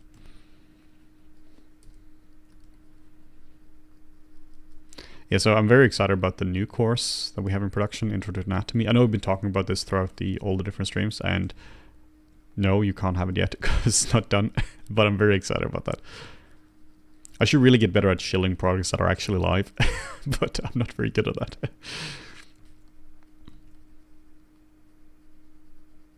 Yeah, Intro to Anatomy is probably one of the hardest courses I've ever made, because a lot of things are very technical in terms of like just how does ZBrush work. Read it up in a manual. I guess it's technically the same, but anatomy is kind of like you have the anatomy manual, but man, those anatomy manuals are not very good. They're very, very technical, or they're very, very abstract to the point that they're not really particularly useful. So you just have to memorize a lot of different things as well. All the brachyradialis and external carpi radialis brevises and all that. My girlfriend gets really annoyed because I just keep talking about anatomy now. I just keep pointing at muscles and just saying their names.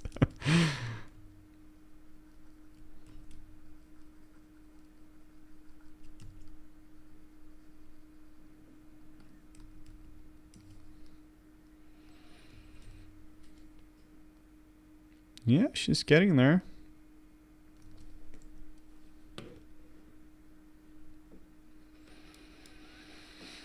Is it okay I put a project I've done through a certain tutorial in my portfolio? I recommend, if you want to do that, like we're not gonna, come after you or something, right? No, but nobody who's making the tutorial hopefully is going to have an issue with that. But it's more like, is it helpful or not? Because if I was reviewing somebody's portfolio for a job and I saw that they had a piece that was obviously from like the character portrait masterclass or something like that, I would just kind of not really care too much about it, because it would just be, well, they just followed a tutorial for that. So I would find it to be more useful if you made your own original character or project based on that, just because it's just going to be a lot more useful. But in terms of legality, right? Like you made the work yourself from scratch, so you just followed somebody else doing it. So it's up to you if you want to do that or not. I just personally wouldn't find that to be particularly useful, because then I might assume that, well, does this person rely on tutorials to do the job? And that's obviously not good. Like, using tutorials to learn things is fantastic, because that means you know how to learn new things. But if you rely on it to do something, that wouldn't be particularly helpful in terms of your application. And she's getting there. Like, you spent about an hour, 82 minutes it says, so almost an hour and a half on her so far, and just refining her face at least.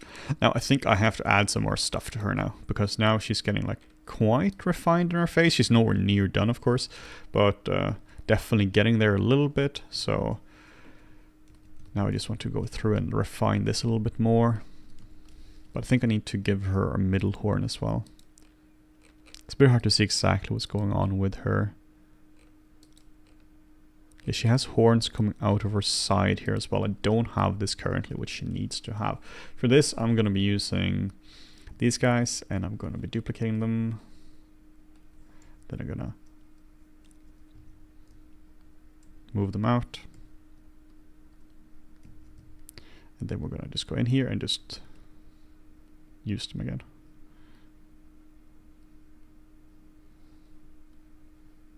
Sometimes I prefer to just delete one of them, just because,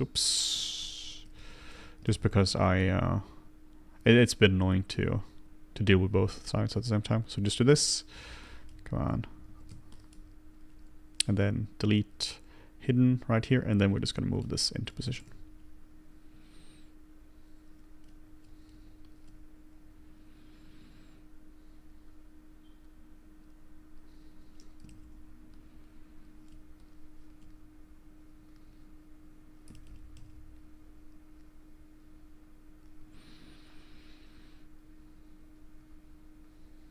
Yeah, it looks like this is a part of the same horn, this horn here.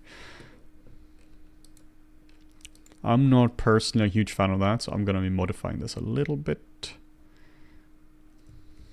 Not saying that I'm better than the guys at Blizzard, because I'm not. Just changing the design just a little bit.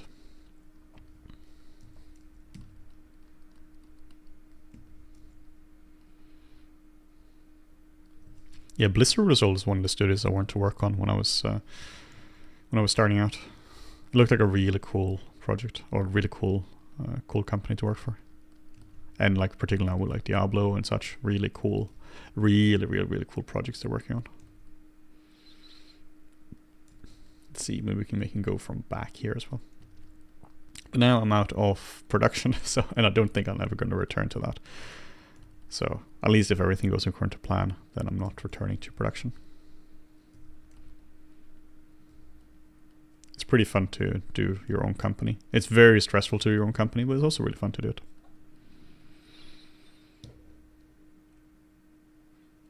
Is there a course that goes over facts or sculpting motions in general? I don't think we have that, unfortunately. Facts is a very specific system. I don't or like, you know, it's very widely used, but I don't think we have anything like that. It's a very specific system to like face shapes and such, right? It's not something that a lot of people would just use by themselves for fun at home, at least. Okay, I think I can work with this. The reason I like this a little bit better is because it spirals a little bit more. So, oh, here's a fun little thing about ZBrush, which is not very fun at all. It's that symmetry is based on per subtool. So you can see here now, symmetry is enabled, symmetry is disabled, or like the eyes, for instance, symmetry disabled, symmetry enabled, going this way. So it's not even fun or not fun, it's just the way it is. If you know about it, fine. If you don't know about it, not fine at all, because then you are in trouble. Okay, just dynamesh this guy here, and then we can try to shape this up a little bit. And then just do a little mirror and weld.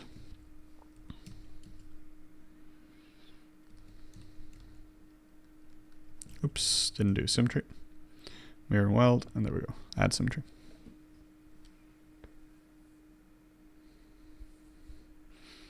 Is it a good idea to add practice sculpts to my portfolio? I mean, if they look good, at the end of the day, you need stuff that looks good. It can be useful to have anatomy sculpts there, like showing like your understanding of anatomy, but I wouldn't just add practice sculpts just for the sake of practice sculpts, because that can backfire, because you just want to have good work. So sketches can be useful if they show something specific and such, but just be careful that they're not just rough sculpts. In general, I think it's a much better advice to make a highly specific portfolio where you are curating absolutely everything and you're only showing off your best work. Like if you're really good at sculpting and your practice sculpts are fantastic, it can be a benefit, because that means that somebody can get an idea of how fast you can sculpt something. Like if you can get to like a pretty cool result within a few hours, that can be pretty good. But if they're just really rough sculpts, like there's no benefit to doing that at all, I think.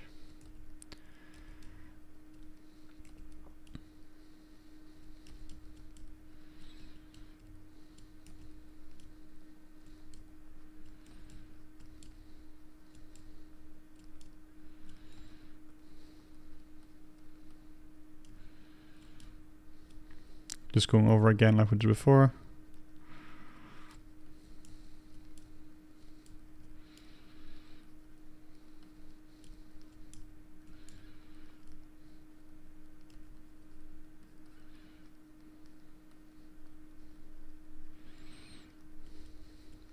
Basically just making a little hint of the texture here.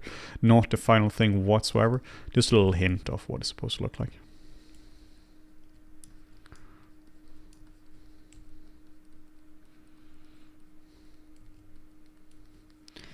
Let's see how we are for that. Cool, let's do a little bit more of that towards here as well.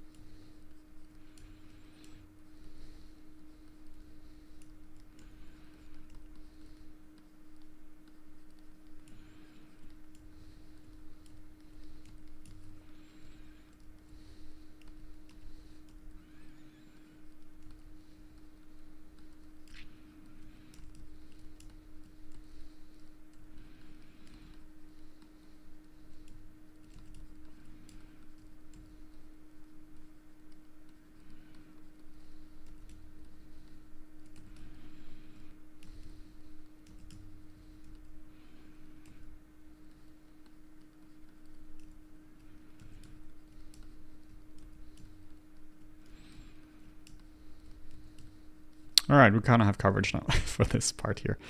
Not the best thing in the world, but it will do.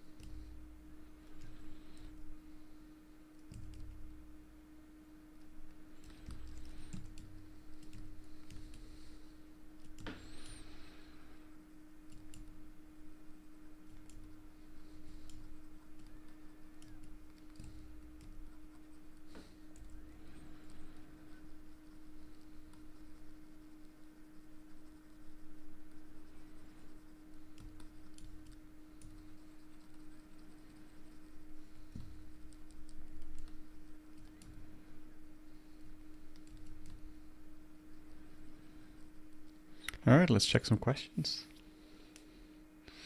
How did you guys from Flipnomals meet each other? Morten and I, we were in the same class in university. Animation workshop class of... We started in 2011. We started Flipnomals then in our third year, so 2013, which is 10 years ago now, in in a few months. So we bought a domain, flipnomals.com, in, I think it was like 8th of October or something. It was around that time. So we've been going for 10 years, and then we've been going full time now for 5 years and 1 month, 2018.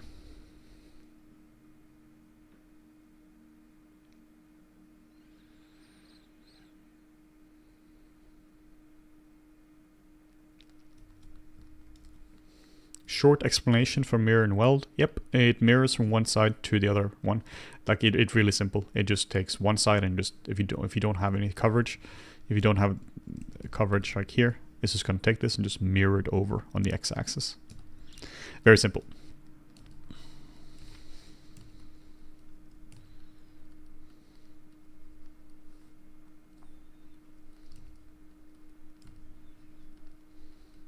Just trying to break up the silhouette just a little bit here, and I accidentally messed up the symmetry.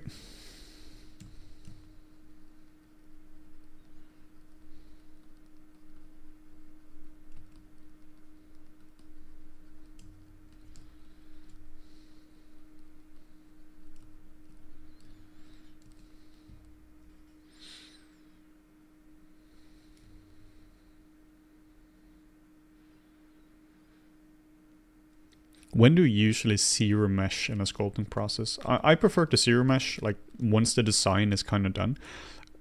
In this case, like if you want to sculpt it, then once you're not really changing a whole lot, then it's a good idea to zero mesh.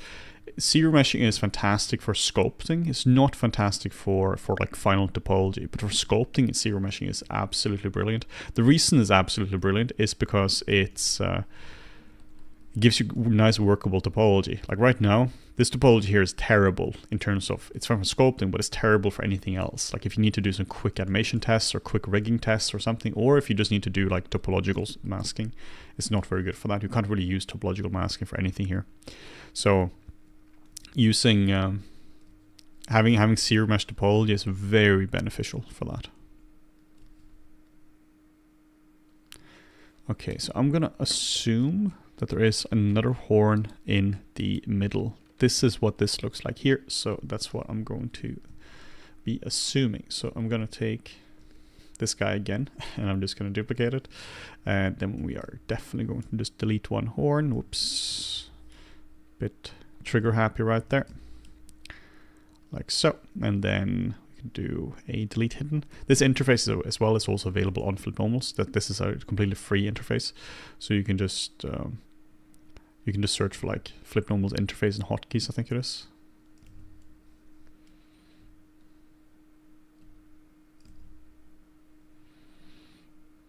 Okay, so I'm just trying to make this go a little bit more straight. We can move it down a little bit.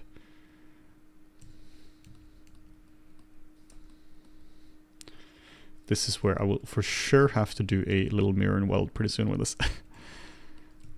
Just go in front view.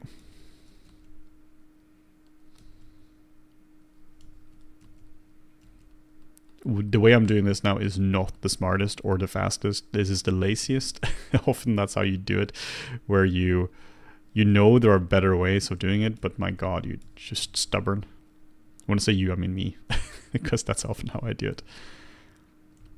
But there is actually something to it though. Like the way I prefer to work sometimes is the kind of the path of the least resistance, like the method that has the fewest variables. Just because 3D can be really, really hard at times, meaning there are a lot of technical things to think about. And if you're always trying to find like the smartest solutions to things, then it might have fewer clicks, but often it's just faster just to commit to just doing the work.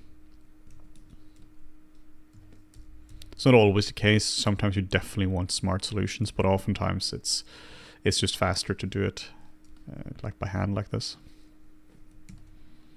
And this horn goes all the way to the front. Maybe. If I might be completely misinterpreting the concept sketch. It's a very real possibility of that, but you know, I'm not having any less fun by doing that, so that's what I'm doing now. Just, am I having fun? If yes, keep doing it. If no, stop doing it.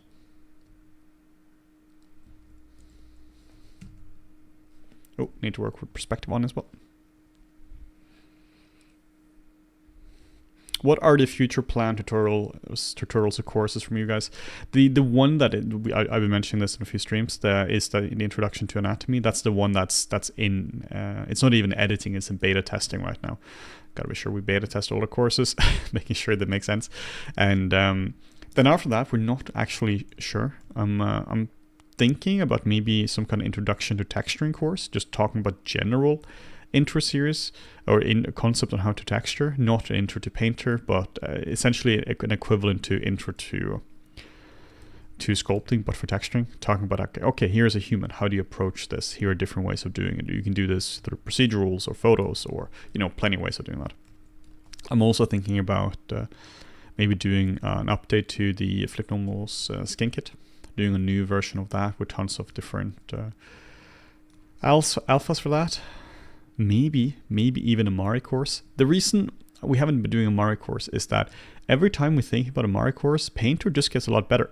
So then this might be the reason why Mari is getting better, or Painter is getting better, just because some kind of psychic powers between us and Adobe, that every time those guys are just doing cool stuff. But it's also the case that I think it's just being less used. We done like a little poll not too long ago. We're talking about, do you want courses for Mari or Painter, or what do you want for? And it's all Painter. But yeah, let me know if you have any requests as well. Any specific things you guys want to see. We're definitely open to requests for sure. We're going to be using Snakehook with a little bit of Sculptors Pro, and for that I'm going to be saving. New feature, save. Don't trust it for a second. Horn kit. Well, but we have a horn kit. Check this out. We have the creature kit. Tons of horns here. You can do like this, boop, and we have a horn. So we already have the horn kit. No reason to do that again. Maybe I can actually use this for something here. We have a little dagger. I can turn intensity down. Nope, doesn't work.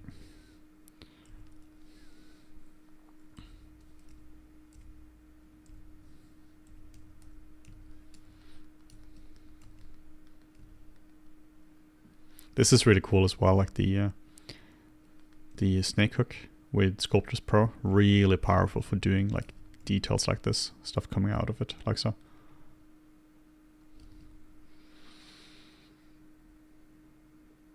How long does it take to fully sculpt the character? It's a good question. It's just a frustrating answer because it really just depends. Like I really can't give you an answer to that. It depends entirely on your skill level. It depends entirely on what the complexity of the character. Depends on if you're doing just a bust or if you're doing a full character. essentially it just depends on how long does it take. The way I kind of like to think about it is like how heavy is a rock? Well, depending on what kind of rock it is, right? Like it just depends on so many factors.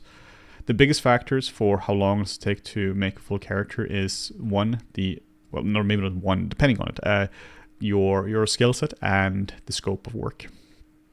I'm going to be throwing some stones or some rocks here through her face. For this, I'm just going to be... Maybe I can actually use her eyes. Yeah, I can probably actually use her eyes. Yeah, let's do that. Eyes, and then just throwing these to the side. I'm going to just delete one side. Boom, gone. And then just delete hidden. Then we can do this. Just having some things coming through her face here.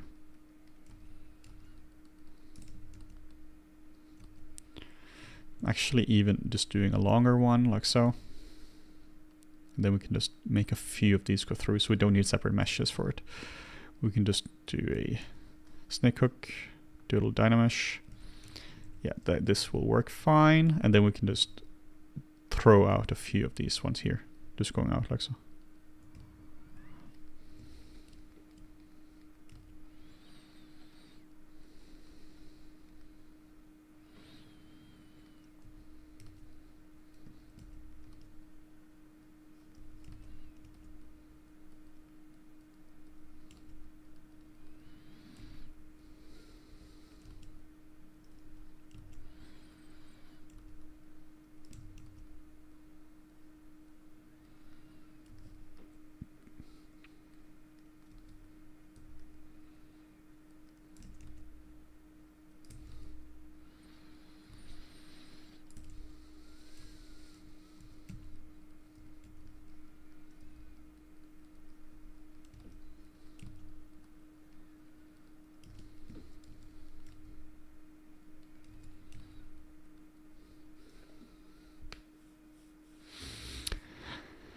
Hey Dylan, thank you for your kind wishes. I am not texturing this one because I already have a tutorial on this.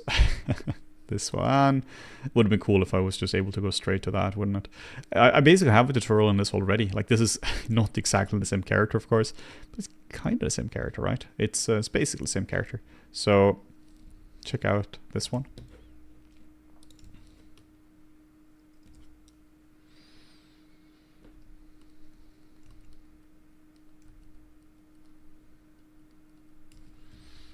Just trying to make this a little bit more interesting, because currently they have the same spacing, the same size, and same shape. So I'm just trying to make this a little bit more interesting. You generally want to not just have things be the same size, same spacing. Trying to make them flow a little bit better.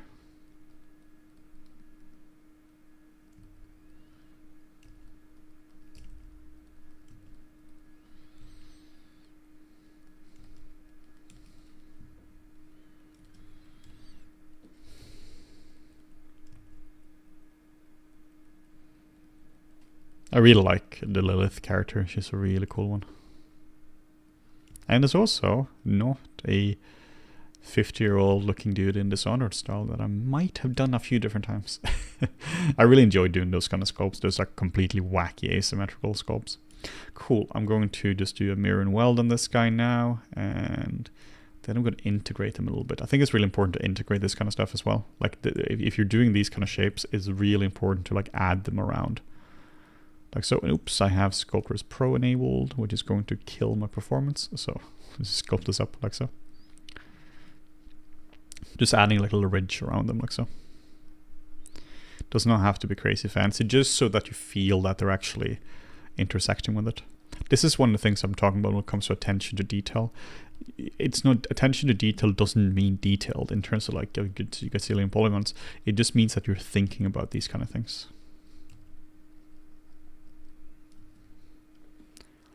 Alright, just taking a little bit of a water break now.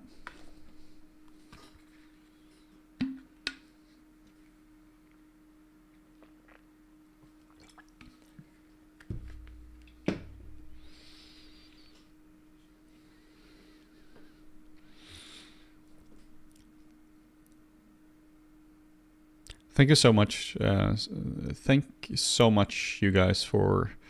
I can try this again. Thanks so much. You guys are the reason I love sculpting so much. I really look up to you, and you inspire me so much. Well, thank you so much. I really appreciate that. That's really awesome to hear. It's really cool to do this kind of streams and really connect with like the community. It's a lot of fun. I'm enjoying this a lot. We really want to do more of this. We've just been having so much work to do with the new website. To those who don't know, we started the website 2 years ago. Like the new website, completely new website, all new code. There's nothing left from the old one. We started the new site 2 years ago. It launched in December last year, so about 6 months ago. And it's just hard. It's just hard to manage websites. So we had to strip it back to a lot of bare bones to allow us to ship faster. And now we are adding back features. So that just takes time to do. It just takes a lot of time to work on a site like that. So yeah, I ideally would love to do one of these streams a week, but that's not really feasible for now. It's really hard as well to do these kind of streams. Like it's fun to do, but it's also really taxing because whenever I'm doing tutorials, right, I can pause it, or if I'm doing mentorship, I can almost pause if I'm stuck on something. But now I kind of gotta just keep going. I can't just Google something for like 10 minutes. Wouldn't be a particularly interesting stream. So a lot of these kind of things. Sculptors Pro is fantastic. Love Sculptors Pro. Just trying to make this a bit more interesting. Trying to integrate the horns a little bit better as well.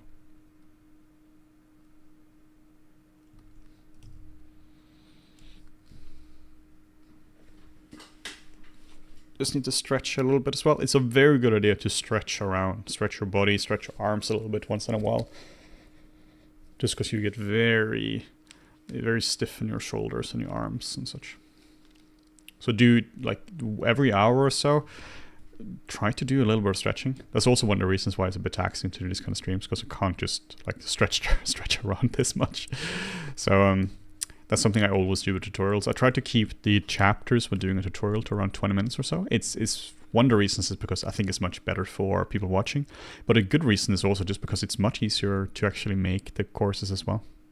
But yeah, I'm very much thinking about what's good to for the viewer, for the student as well. And anything more than 20 minutes, I find to get incredibly repetitive. It's kind of like if you're reading a book and a chapter of a book is just too long, even if it's the same amount of pages, it just gets a little bit taxing. Somehow it gets taxing.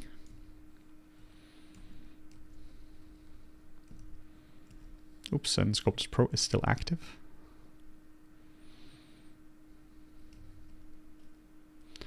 And here I want this to go the opposite way. I want this to go outwards here.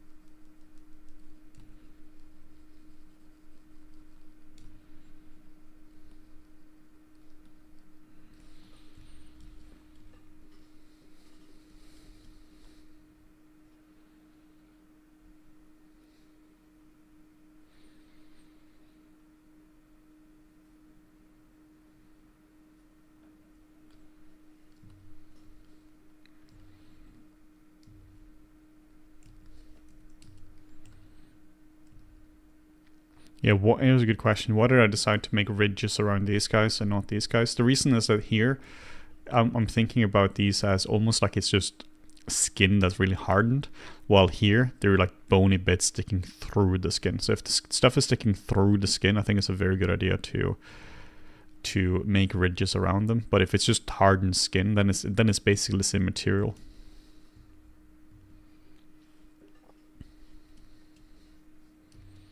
Okay, I want to work a bit more on the face now, because I feel there are some weirdness in the anatomy. What if Dynamesh resolution refuses to go higher? In that case, most likely what you're having is you need to subdivide the model.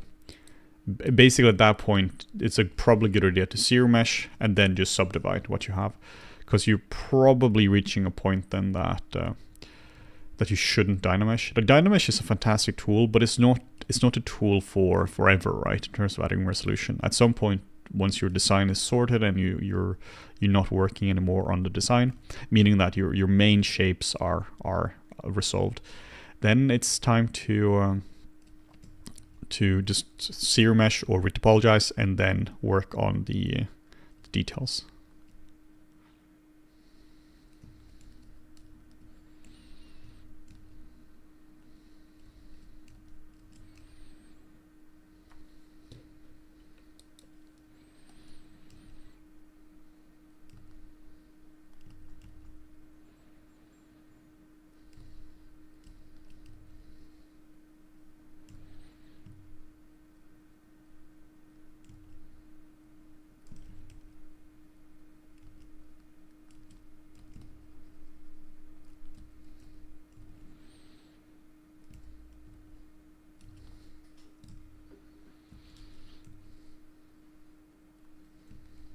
Just being more subtle when it comes to a lot of the volumes. Going to make the back of her head a bit smaller as well. These proportions are just entirely down from the base mesh I used, a very, very, very loose base mesh I used. So you just want to be sure that the design actually comes from you. You're not just a slave to the base mesh. Pros and cons of using a base. That you do get a lot for free, but if you're not careful, all your characters can look exactly the same.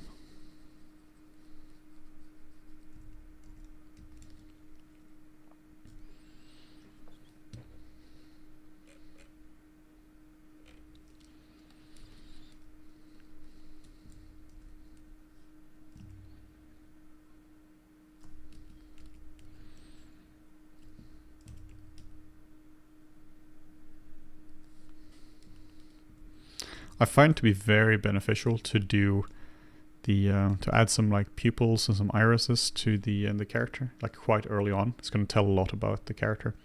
It's just going to give you a lot of personality.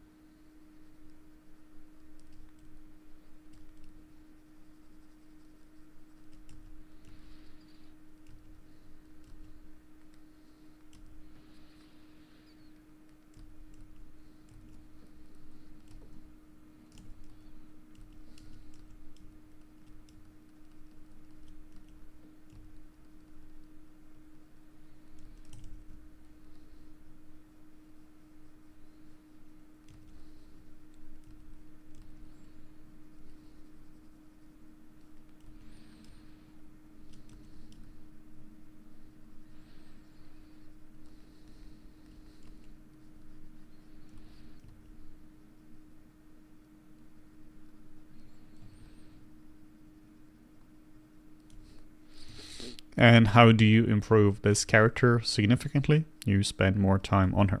Why is she not of the level I currently want her to be? Because time moves in a linear fashion and I haven't yet spent enough time on her. That's just the reason. There isn't like something magically missing. It's just the fact that I just haven't spent enough time on her. I just need to work on every single shape over and over and over again, refine it over and over and over again. That stuff just takes time. Whenever you work on one area and leave it, you come back to it, then you start to see issues from last time you touched that area.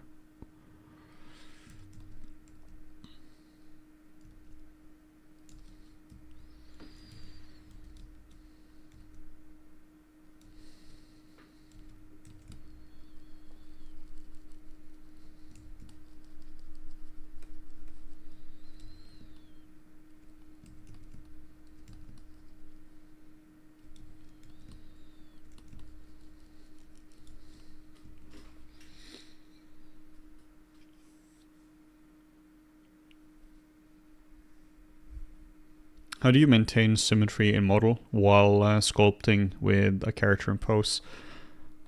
Poseable symmetry. Boom, right here. Doesn't always work, depending on, of course, on the character and the position and such, but a lot of times it just doesn't, meaning that you just can't really work with symmetry. But poseable symmetry would be basically your only tool for making that work within ZBrush.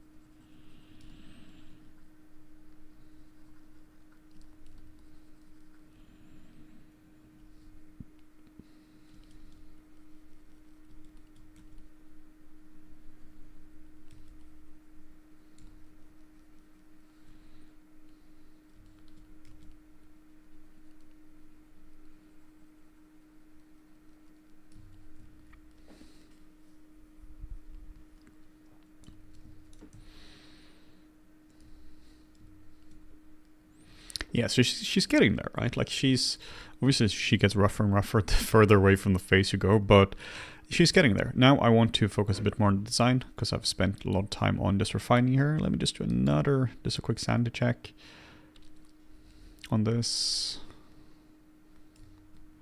Okay, just a little bit more here. I just want to make sure that the nostrils are a bit more defined.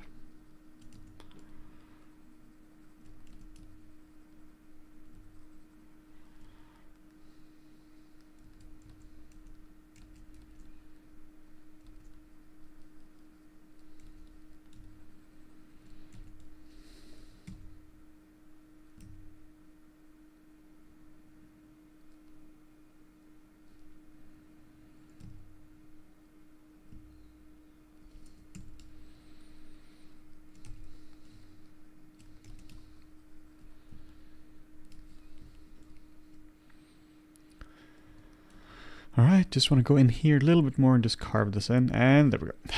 That was all. So let's see how I can take this a bit further. Okay, let's try to compare this to the concept. Let's just actually look at the comments.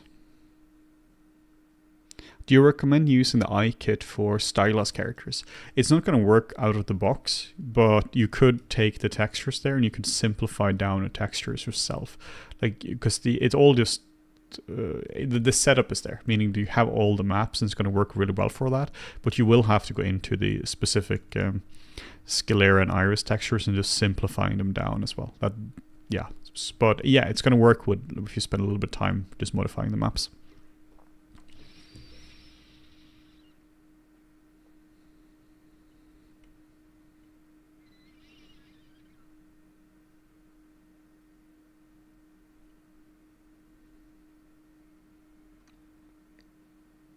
Is it normal to sculpt this slow, or are you sculpting slow to make the stream educational? I don't think I'm sculpting slow.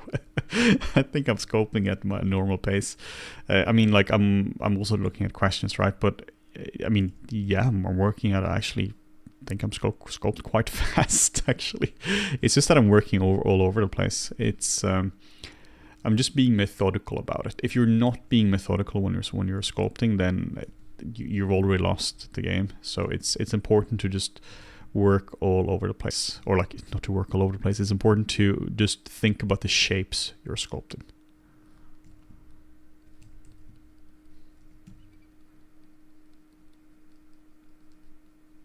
It just takes a lot of time. If you're sculpting a lot faster than this, like meaning if I were to get to this result twice as fast, I would get to this result faster if it wasn't streaming for sure, but it would just look a lot more rushed.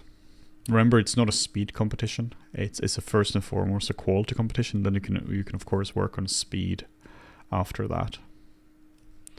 Okay, and in the concept there are some more things right here that makes her look. I assume what's happening here in the concept is that she has some like more like whatever these things are. I'm just gonna make them go a little bit into the nose as well. I know they're not in the concept here in nose, but you know, I can do what I want.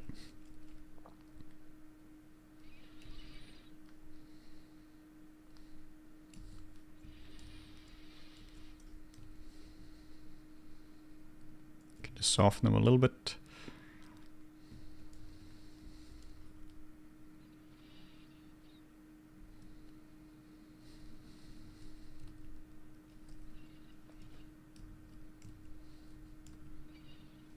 Oh, and these ones here in the concept, they're not actually going to the horns. They're following the eyebrows. So we need to give her some eyebrows then. Basically, these are going to here. This is the kind of stuff that's really hard to see when you're just starting off with the character. You're going to make tons of mistakes like this.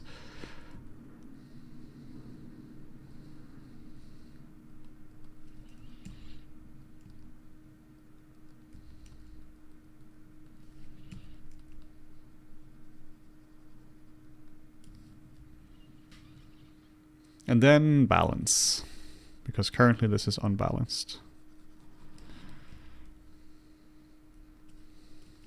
Yeah, this needs to look more like integrated, something integrated instead of just like things kind of sticking out through the skull.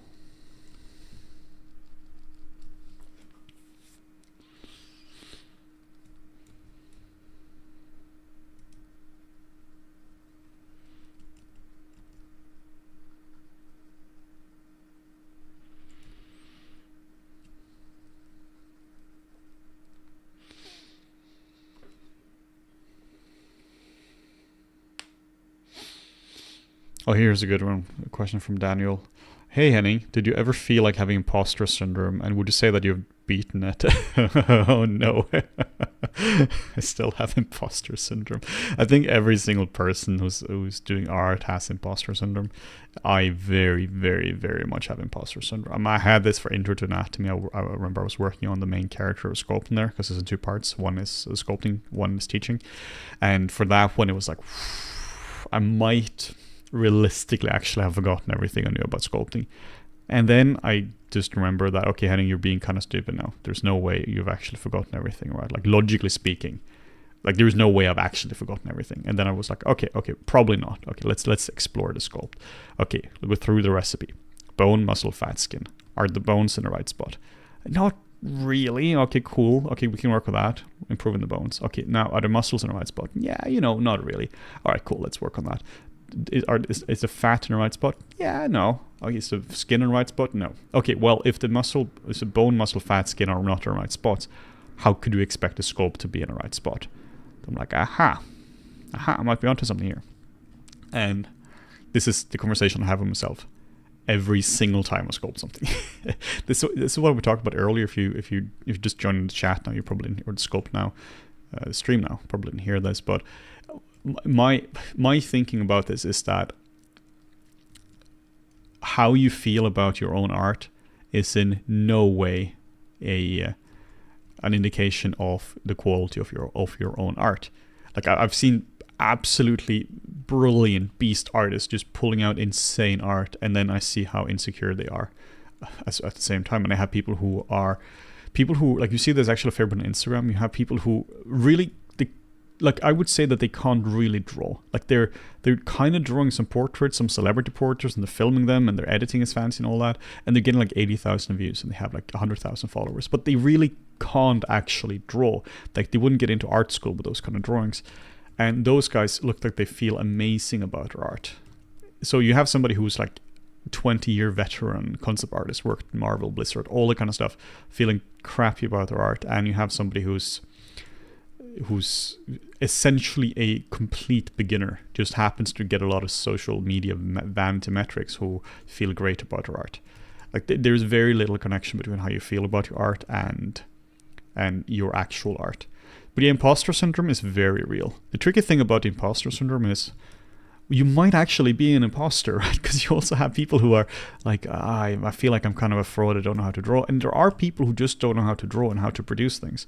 So this is where you have to think about it. Well, do you feel bad about your art because you're actually a beginner in the field, or do you feel bad about your art because your brain is just kind of being a little bit annoying, right? So I'm not saying that you guys are like frauds or something, but I just think it's important to keep in mind that there is a lot of this online that people are talking about imposter syndromes. If you work in professional, have been for years, most likely this is just imposter syndrome. But if you're a student and you're doing it for like 2 months, like you haven't been doing this long enough to like really have those issues, right? Because you are just very fresh at it. It would be like if I were to be starting to like code right now, or to go into like PHP or Python or something, and then after a week I'd be like, man, I feel like an imposter. I'd be like, yeah, but Henning, you don't know anything. Be like, all right. It's all right. It's a tricky one. But yeah, in short, oh boy, do I feel imposter syndrome. Everyone does. I think everyone really does feel imposter syndrome. I haven't really met anyone who's like, yeah, pretty good. Definitely know what I'm talking about. I've seen this in production where people are they're getting notes and they're like, yep, on it. And then I asked them, so how are you going to do that? That's pretty hard. And they're like, I have no idea. I'm crying on the inside right now. And that happens a lot.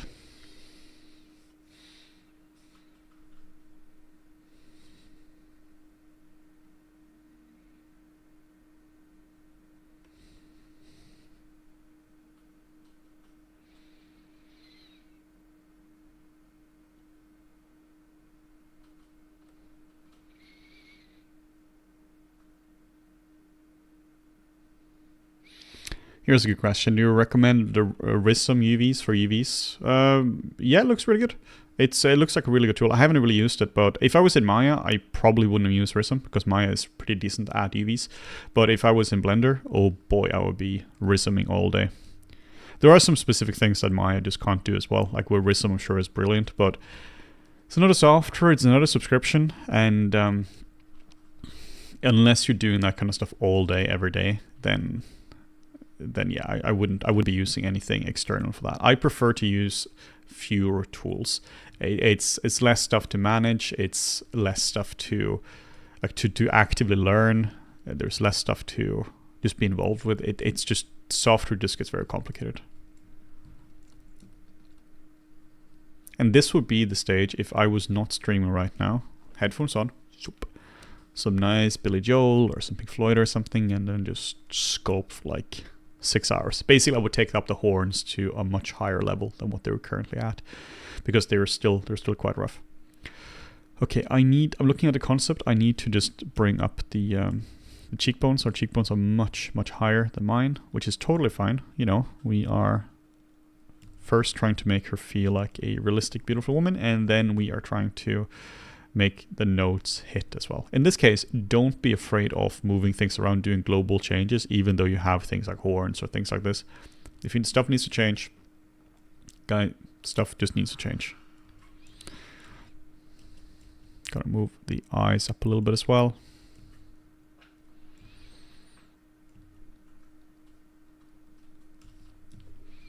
Making her seem a little bit more evil. It's a good idea to hit Shift R once in a while, just to see what she looks like.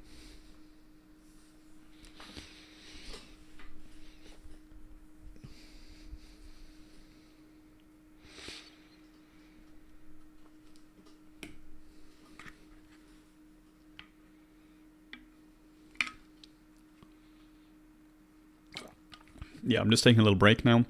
What do you think ZBrush is still missing in terms of functionality? Oh boy, what is ZBrush missing? It's missing all sorts of stuff. One of the reasons why it's nice to sculpt in something like Blender is because it's just more feature-rich as a 3D software. It's not more feature-rich in sculpting, but in terms of 3D software, it's absolutely more feature-rich. What I mean by that is that ZBrush doesn't really have multiple cameras. If you want to view the character from like this angle and this angle at the same time, well, can't do that, right? You can move it, look at it from the same angle, but often what you need to do, it's much better to change it from the front view, right? Like instead of, you want to change it in one angle and see what it looks like in another view. This is really hard to do in ZBrush. You also have image planes, but you know, they're a little bit funky. They don't always work 100%. So it's missing a lot of the core functionality of 3D software. I would also really like to see functionality like you have in Painter and Mari, where you can warp or project images. Like you can just take an image and just straight up project it. I know you have some similar tools like that in Spotlight. It's not the same. They're not to the quality of what you can do. They're particularly not in Mari, where you can really take an alpha and you can warp it around and you can project it. It's just a much more refined tool in Mari. So that would have been fantastic as well. Yeah, it's just, it's missing pipeline support. If I could have one feature, only one, it would be Python support. The reason for that is that if you have Python support, then suddenly you have all sorts of stuff. Then people can make proper scripts and such. Because all scripts in ZBrush are kind of wonky. Like you have a lot of weird stuff in ZBrush, and it just seems like it's really hard to develop for. But if you had Python support, like proper Python support, then that's a bit of a different story.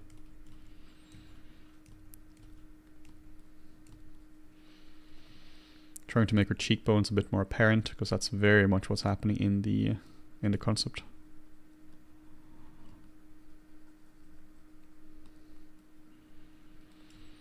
But yeah, I highly recommend you guys check out the other streams I've had as well, the anatomy streams. Like they were really fun to do as well, and there's a lot of knowledge there in anatomy that I haven't really seen a lot of people present before. That's also why I was spending so much time on the intro to anatomy course, because I know there's a lot of stuff there that you guys need to know, but it's kind of hidden behind either very expensive anatomy course, technical books about anatomy. So that's kind of like a light version of the intro to anatomy course that, again, not out yet. Out in 3-4 weeks maybe. Beta testing is coming back. Pretty good. Pretty positive news from beta testing.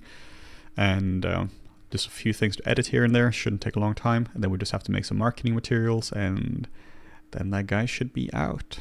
I really can't wait to get that course out. I've been thinking about that course for years, but I genuinely thought I wasn't good enough to do the course. Like I didn't have the expertise, and I don't think I did. and then I studied a long time.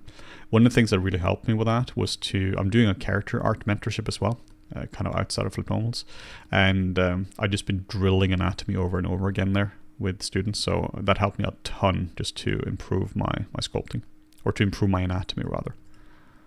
Just memorizing muscles over and over and over again. Teaching is one of the best ways to learn, like for real. I can't think of a better way. If you want to learn something well, try to explain to somebody else, and then you realize what you don't know. And it's fantastic.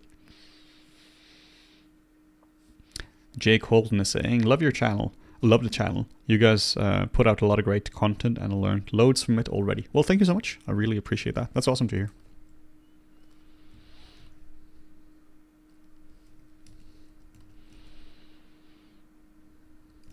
Yeah, it's been a tough year for us in terms of like the website was really, really difficult for us to go through. We had a lot of hiccups throughout production there as well. So it's really cool to hear that. It's really cool to hear good news, to put it like that, when it comes to Flip Normals. So talking to people who's had a genuine benefit from Flip Normals is like really genuinely means a lot to me. And I know to Morten as well. He's who's with us today in spirit, and hopefully with us in real terms, like in a corporeal form pretty soon as well. Not in today's streams, but he's going to be doing more Blender streams as well. Yeah, she's getting there. I still have these guys here, so it's interesting looking through these and seeing how we've refined her as well. Like the difference between this one and this one, it's like it's subtle stuff, but every single one of these tiny little things is going to make a difference. I have actually a really good example for this. I'm going to show you guys. This is actually pretty cool. If you go to here and we go to latest, we have came out with a kit not too long ago. Also, site is a bit slow because of summer sale times. Apologies for that. Let's see how this is going. We had the face VDMs, and this is a series of brushes I used. If you checked out the beginning of the stream, I used them for her mouth, for her lips. So this is basically just like vanilla face VDMs. And if you show this thing here, they work for Blender as well. Okay, but if you look at, let's see. There's one here. This is Brexit Shrek. This is what if Shrek voted for Brexit. I thought it was a little funny. So this one here, this is what I want to show you guys. So here is Brexit Shrek, which I worked on for about 5 hours. And then this was just me doodling around and sculpting just for fun. And then I remade him again, just using the VDM brushes, and I sculpted on top of this. And if you compare this to that, this one looks obviously much, much better. But if you look at him, all the elements are there. Like if you actually look at the shape, all the shapes are actually quite similar. There isn't that much actual difference in terms of like the structure. So why does this look so much better than this one? 4 hours and 40 minutes. That's why. It's just a case that I've spent a significantly more time working on this one than this one. That's the difference. This took me strangely a long time to understand that there is that just working over the model over and over and over again just improves the model. Like it sounds like a stupid thing, of course, if you worked on something for 20 minutes versus 5 hours is better. Yeah, but specifically, why is it better? You just worked on it for a lot longer, and that is why it looks better. Hopefully now my ZBrush is not crashing. Okay, there we go. So that's why stuff looks better. If you spend more time on it, stuff is going to look better. Of course, there is also a point of diminishing returns where you just get stuck. But granted that you don't get stuck, granted that you're still actively working on it and improving things, then you just need to spend time on it, right? There is just no substitute for spending proper time on your characters. I'm just going to make this a little bit more angular as well. Like she's a quite angular character. It's a little bit down to shape language as well. If you want this one to feel like a nice, lovely, helpful angel, make her nice and round, or at least soft shapes. If you want her to feel like an evil demon, make her shapes quite rigid, quite sharp. That's exactly what I'm trying to do here as well.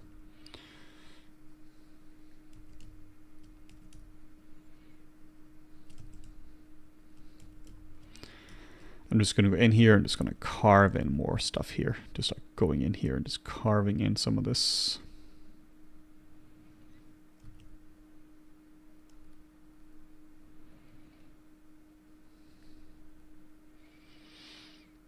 how did that face take you 1 minute to do? I'll show you. I'll show you exactly how that face took me 1 minute to do. How that face took me 1 minute to do, oops, I need to make a poly mesh, is I use the face kit. We have this, we have eyes.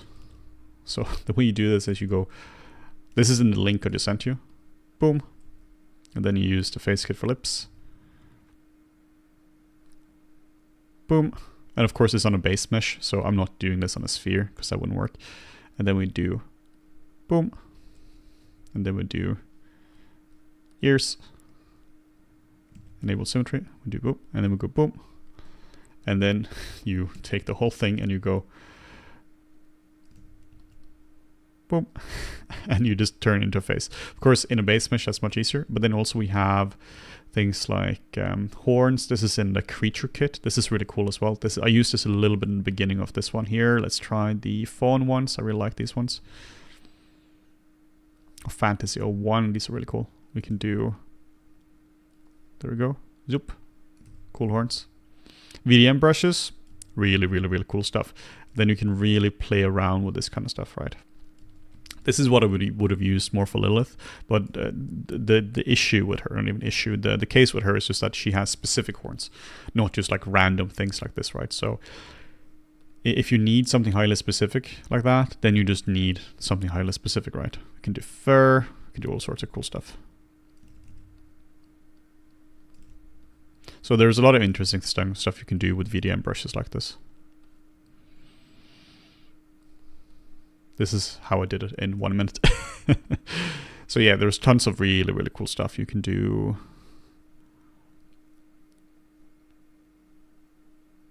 You can do tongue. You can give everyone tongue on top here. Boop. Ta-da.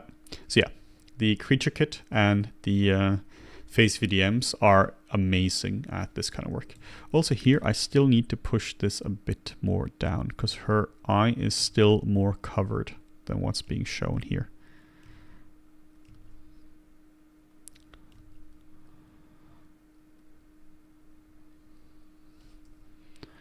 Okay, I'm just going to carve in this stuff here.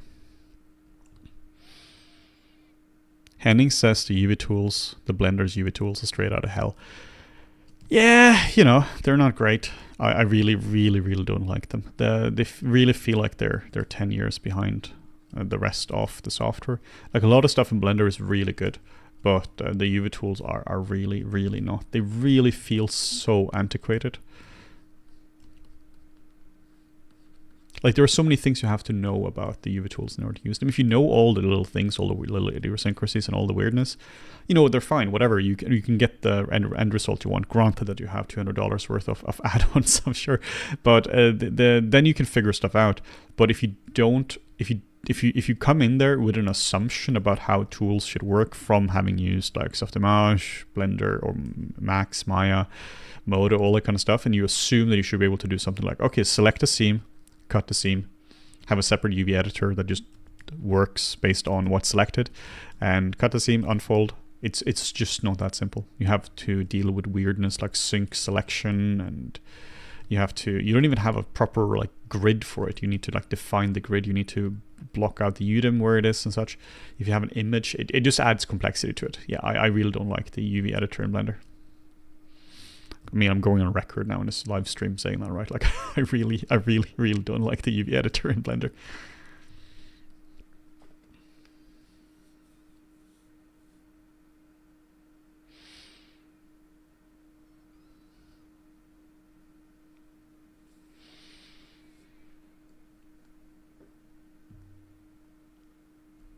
Yeah, here's a really good question, actually. Something I hear a lot from people online is that the VFX 3D industry is extremely competitive to get into.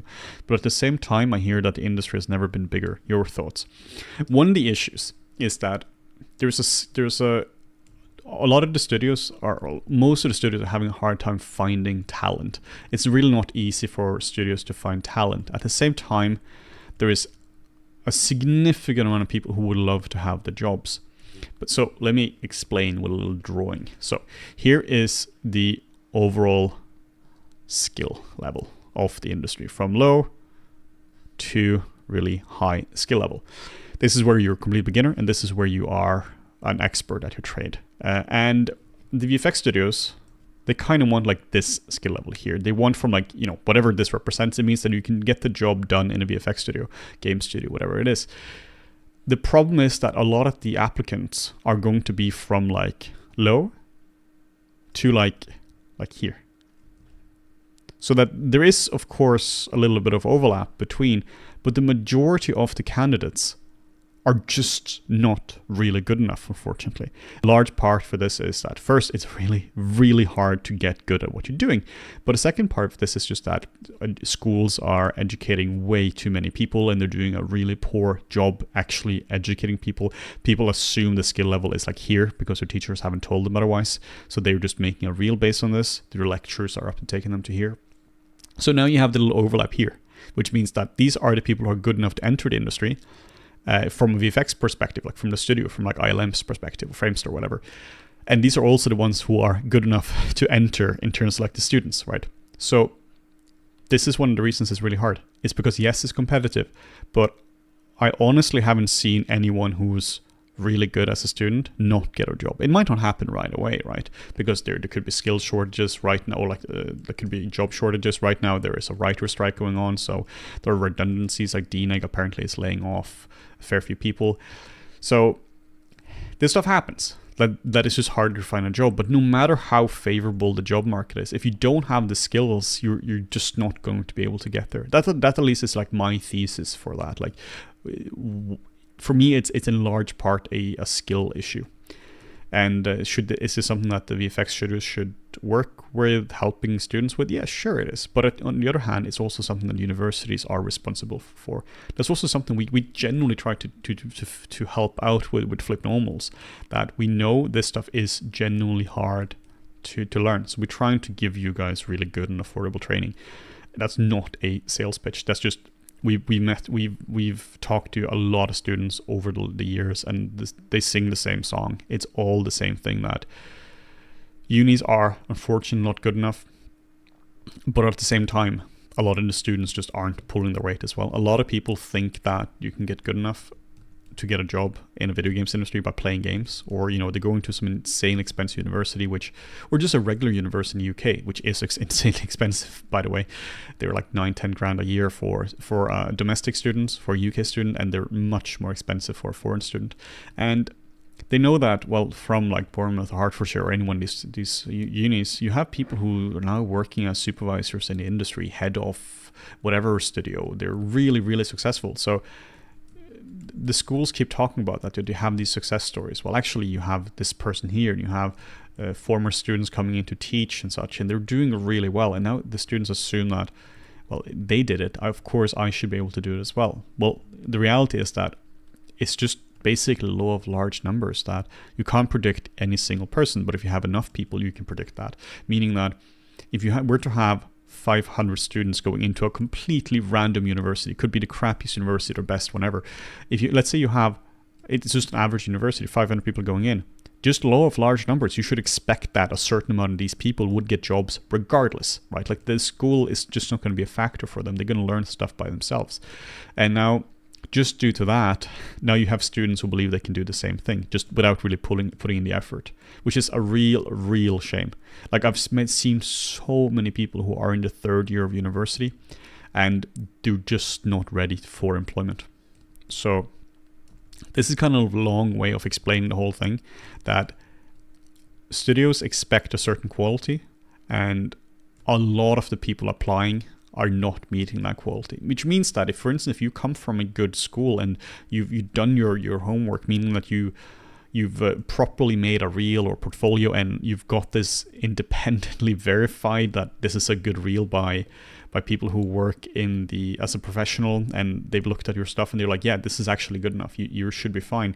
Then if you hear that there were like 700 people applying for the job and there are only 2 positions, not necessarily a problem, because a lot of these people are just not good enough. I remember when I was at DNEG, I kept reviewing reels and such to help out recruitment, and the vast majority of the stuff they sent over, and keep in mind this was stuff that recruitment had already filtered, was just not good enough. That was just the unfortunate truth. It just wasn't nearly good enough. It wasn't even like crazy strict. It just wasn't up to the level that you needed in order to do the job. Essentially just like if you were to put this person in a professional environment and you were to ask them, can you texture a realistic looking prop? They just would not be able to do that based on the evidence at hand, which the evidence here would be, of course, their portfolio. But if you can do that, like the way you build a portfolio, my preferred way of doing that, the advice I give is first figure out what position you want to do. If you want to be a texture artist, awesome, go for it. Then talk to texture artists working in the field, either through like a Discord or Twitter or LinkedIn, whatever. Get in touch with them. Ask them what specifically do they need to do, and in a portfolio, and build what they're saying. It may be unexpected what they're saying. And you might assume that, I need all these different pieces, and they're like, yeah, cool, but this technology has moved past this. We need different kind of pieces now. Don't assume anything. As a student, your assumption just isn't good enough in terms of building your portfolio. You need professional input. Then you build a professional reel, and then you get input on it. And then studios should be able to just go like, yeah, this person here can be plugged into a studio, into a job right away, because they know how to do that. So it's a bit of a lengthy explanation for that.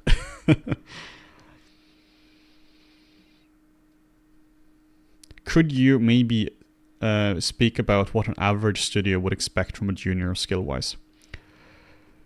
Like, how does a student know when they're ready? Like, for me, the only way you know that you're ready for a job is you need to have this verified by a person who's working professionally. Like, I really, really can't stress that enough. If you're just assuming things, or if you're just getting like feedback from your friends who's in school or something, and everyone is like, yeah, you're super good, you might be like grading yourself on a curve. If you're the best person in class, completely irrelevant, because your competitors are not your fellow classmates. Your competitors are people who are coming from all across the globe. You need to figure out what level your portfolio is at. If you haven't done that, you genuinely don't know. You genuinely don't know what level you're at. You cannot judge this independently. I mean, I would go as far as to say that if you can afford to like pay somebody for a portfolio review, like pay them like $200 or something, like whatever, just get somebody to independently review your portfolio. It's obviously paying for them is obviously not ideal in a lot of different cases, but you just need somebody to look at your stuff. Somebody who is professional. Your teachers do not count. Your fellow classmates do not count. Some random people on Twitter do not count. And not even like just like a professional going like on saying on LinkedIn that yeah, looks good. You need to like talk to them. They need to sit down and look at things. I had this experience when I was joining when I was trying to join film like about 10 years ago, where this is not like a time-based thing. Like this would be the same thing today. That I kept posting my work on social media. I was very active on both Twitter and Facebook as well, and I kept getting really good comments from people, and like even professionals. They were like, "Yeah, pretty cool stuff." And then I was like, "Okay, but can you give me a portfolio review? This is what I'm doing. I want to join like Framestore or like DNAG or something." And they were like, "All right, cool, let's talk." And they were like, "Okay, this piece needs to go, and this you need to add something new here. This needs to be a little bit better here and there. Topology for this is lazy. You can do a better job." And then I got like the message was completely different than what I was told before. Basically, they told me I was really good at what I was doing before, and from a student point of view, fine, whatever. But it wasn't useful for applying. So then I basically redid my show reel, my portfolio, and at least improved it in many, many different ways. And then I was able to get a job because of that. You need to talk to people. But what you can also do, how do you know if you're ready?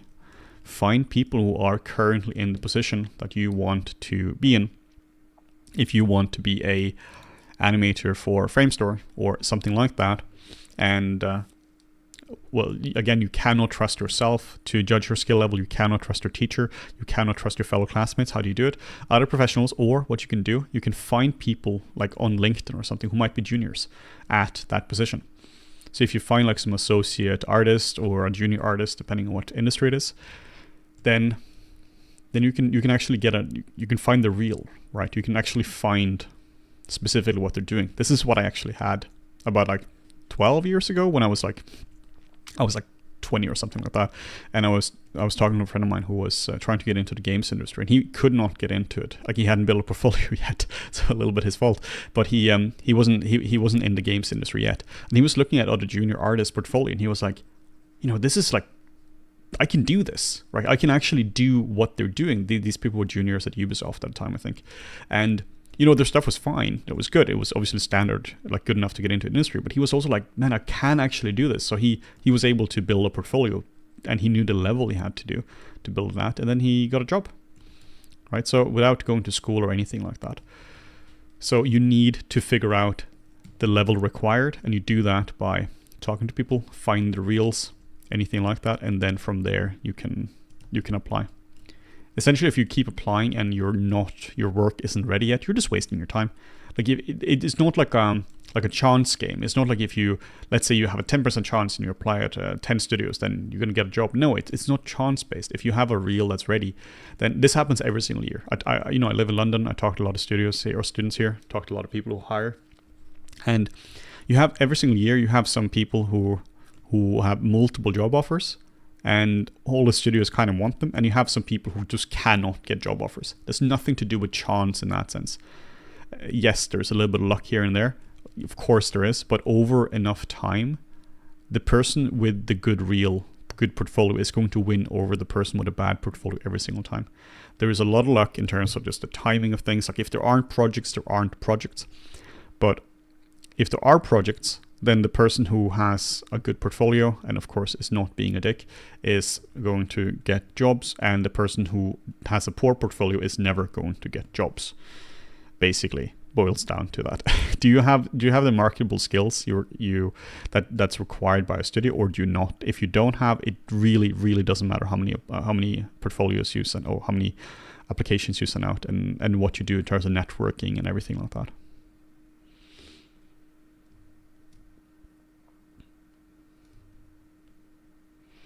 That was a lot of ranting, and I would say I'm sorry, but I'm not. It's important to talk about these things. I find that a lot of people don't really want to talk about the reality of like getting hired. So I think it's important to have like an honest conversation about these kind of things.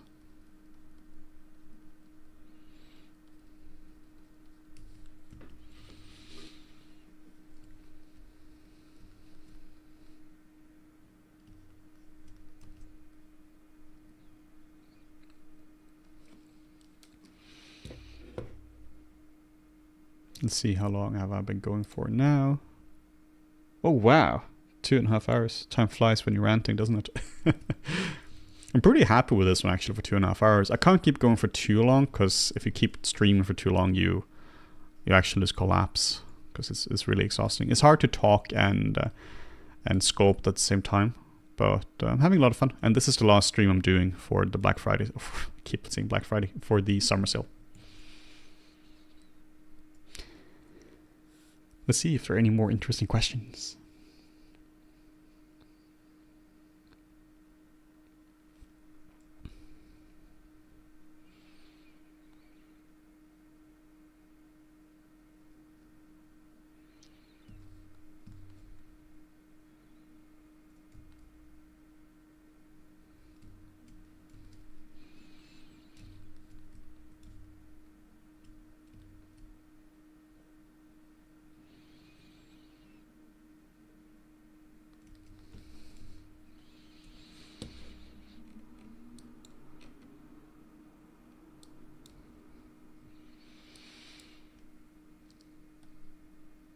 It's important to zoom out as well once in a while, because we are really bad at judging our art. Zoom out, get a palette cleanser.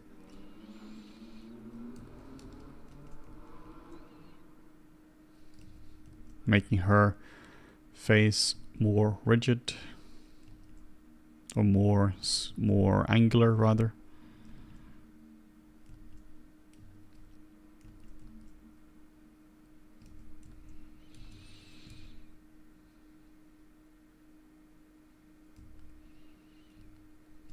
Okay, I want to push this a little bit further in like so as well. Let's check her silhouette.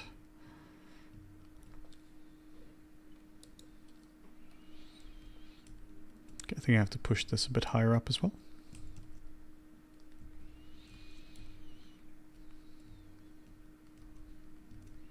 Okay, I'm going to continue for a few more minutes. So if you guys have any more questions, this is your time to ask them, because this guy needs a little bit break from streaming right now.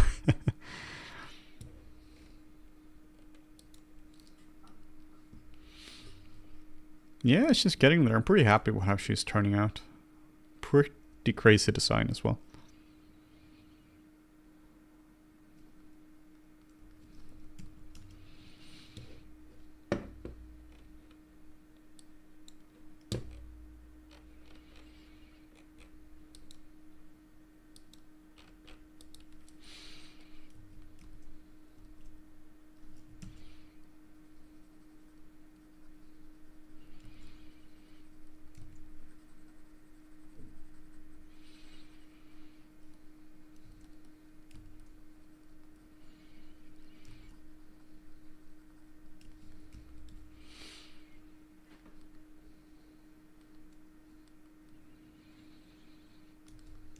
Gonna try to unify her face a little bit.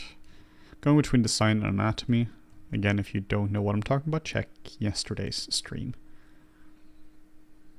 Yeah, so tons of cool streams we've been doing over the last week or so now, last few days.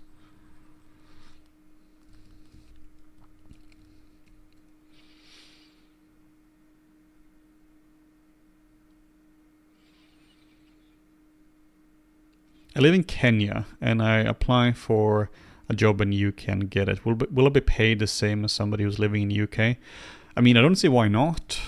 I don't think they, unless they would have a studio which would be in, like if they have a remote job in the UK, then from a UK studio, yeah, you should be. Unless they were doing like outsourcing to Kenya. Like for instance, if like all the VFX studios they have offices in India as well, or China, and those artists obviously paid a fraction of the Western ones, but that's because they're working for the India or the China version of it. Another problem with that, though, if you're in Kenya and you want to go for a UK job, is that I mean, luckily time zones isn't a big issue because it's just south. That's really good, but that's more of a problem if it's east or if it's a lot west. But the issue is more like just. Even if it's remote, usually has to still stay within the country. This could be for like tax incentives, or it's just like employment code that a lot of studios just don't support global artists just because it's really hard. But if you just freelance, then who cares, right? Then it's just you send them an invoice at the end of the month or something. But yeah, like there shouldn't really be any reason why you're not paid the same as a UK artist, which I can imagine that a UK artist salary goes quite a lot further in Kenya than it does in the UK.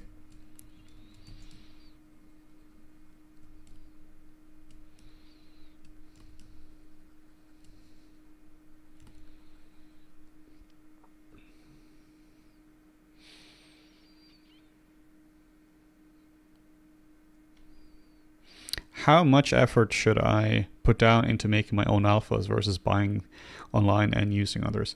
I mean, there's no reason to make your own just to make your own, right? Like to put it like this, a skin kit took me like 3 months to make, 2-3 months to make. It's hard to make that. If you can buy a kit for a few dollars or like $30-$40 depending on the kit, that's gonna save you a lot of time. But I would only make custom alphas if I need custom alphas for something.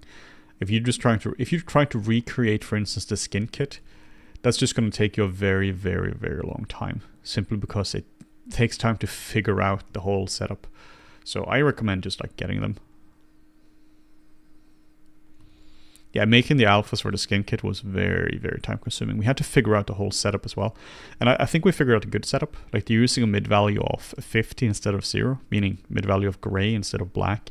So they can go in and out, which means there is just a lot more fidelity, a lot more variety in the skin kit and the Flipmo's face kit compared to a lot of other alphas. If you look at like these, for instance, here in alphas, you see here they're gray, which means they can be white going outwards or black going inwards. But if you look at like these ones here, they're only black and they can only go one direction. They can only go outwards. Because alphas don't really, ZBrush wouldn't support negative values. Like for instance, you can have an EXR map or something, or a 32-bit TIFF. Basically displacement map. It's pretty cool actually looking at this, because this is just the default mouth from the, there's a little bit of work on top from the face VDMs. So that they saved us a lot of time, and honestly it looks better than what it would look like otherwise as well.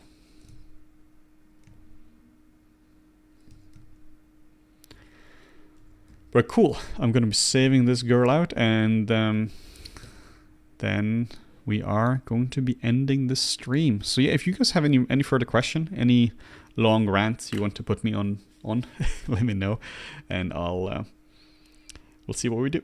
But yeah, I'm done with this sculpt for now. Well, not for now. Probably I probably won't really touch her in the future.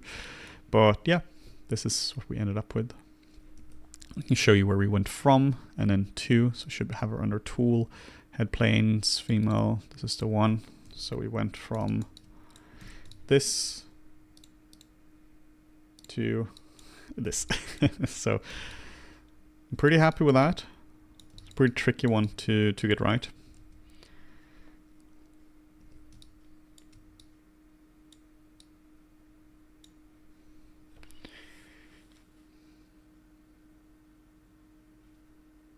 Would you recommend learning to draw from already a decent sculptor? Does it help in applying for work? I don't think it helps applying for work, but if you are already at like a decent level for drawing, meaning you're not just a complete beginner, then it can help to improve your observational skills. I find drawing to be a very useful tool for observation, but in terms of like I just recommend improving your sculpting, but it can be a useful tool for improving your sculpting as well. It really just depends on where you're at. You can try it yourself. Try to sculpt for a little bit, and or try to draw for a little bit from observation, and then see if this improves your sculpting or not. But it's not like drawing is not a requirement for sculpting. And also you don't really have a lot of positions that are just pure sculpting. Usually it has a lot more elements into it, like topology and these kind of things. So I recommend, if you want to just get a job as a 3D artist, particularly if you want to get a job, do more 3D, and then, but of course supplementing with drawing is not a bad idea at all.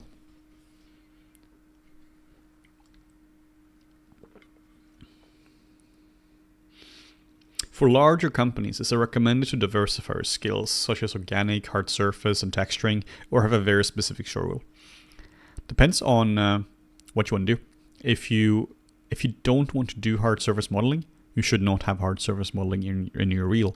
But it can definitely be useful to diversify. I always recommend to diversify a bit like this.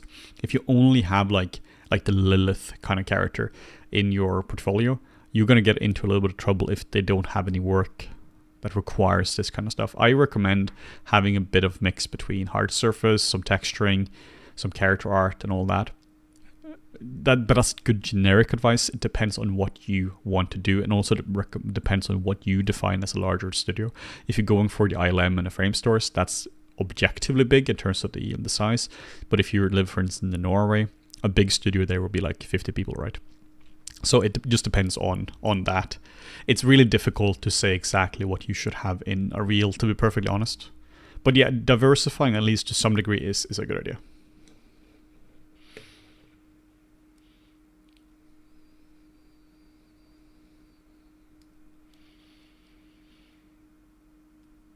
Where do you get good references? Ooh, good question. I'm going to show you some cool stuff. And I'm really glad we have a mature filter on Flip Normals now, because this would be taken down. Ooh, Graphit, not gratis. Because this would be taken down instantly by YouTube. So Graphit is a fantastic creator. Graphit has some of the best references on they have some of the best reference packs on the market, like all the blurred ones. Tons of boobs. So it's just like naked art models, really, really tastefully done. So it's just like this kind of stuff, just that they wouldn't have any clothes on. So they have tons of interesting stuff, from like really like interesting packs, like samurai stuff, to like this kind of stuff, to like children, to like facial expression and such like that. So check out Graphit on Flip Normals, really good. Pinterest is also really good as well for reference. I use Pinterest a lot for my references needs. So the link I sent you now, this is to Graphit. How important is it to learn Unreal Engine for a character artist? I'm not a game artist. I'm not going to really answer questions regarding game art like that. If you were in VFX, Unreal Engine is used more and more. It's not a huge reason to learn it yet. Focus more on general character art. If you're in games, generally don't know, talk to game artists about that.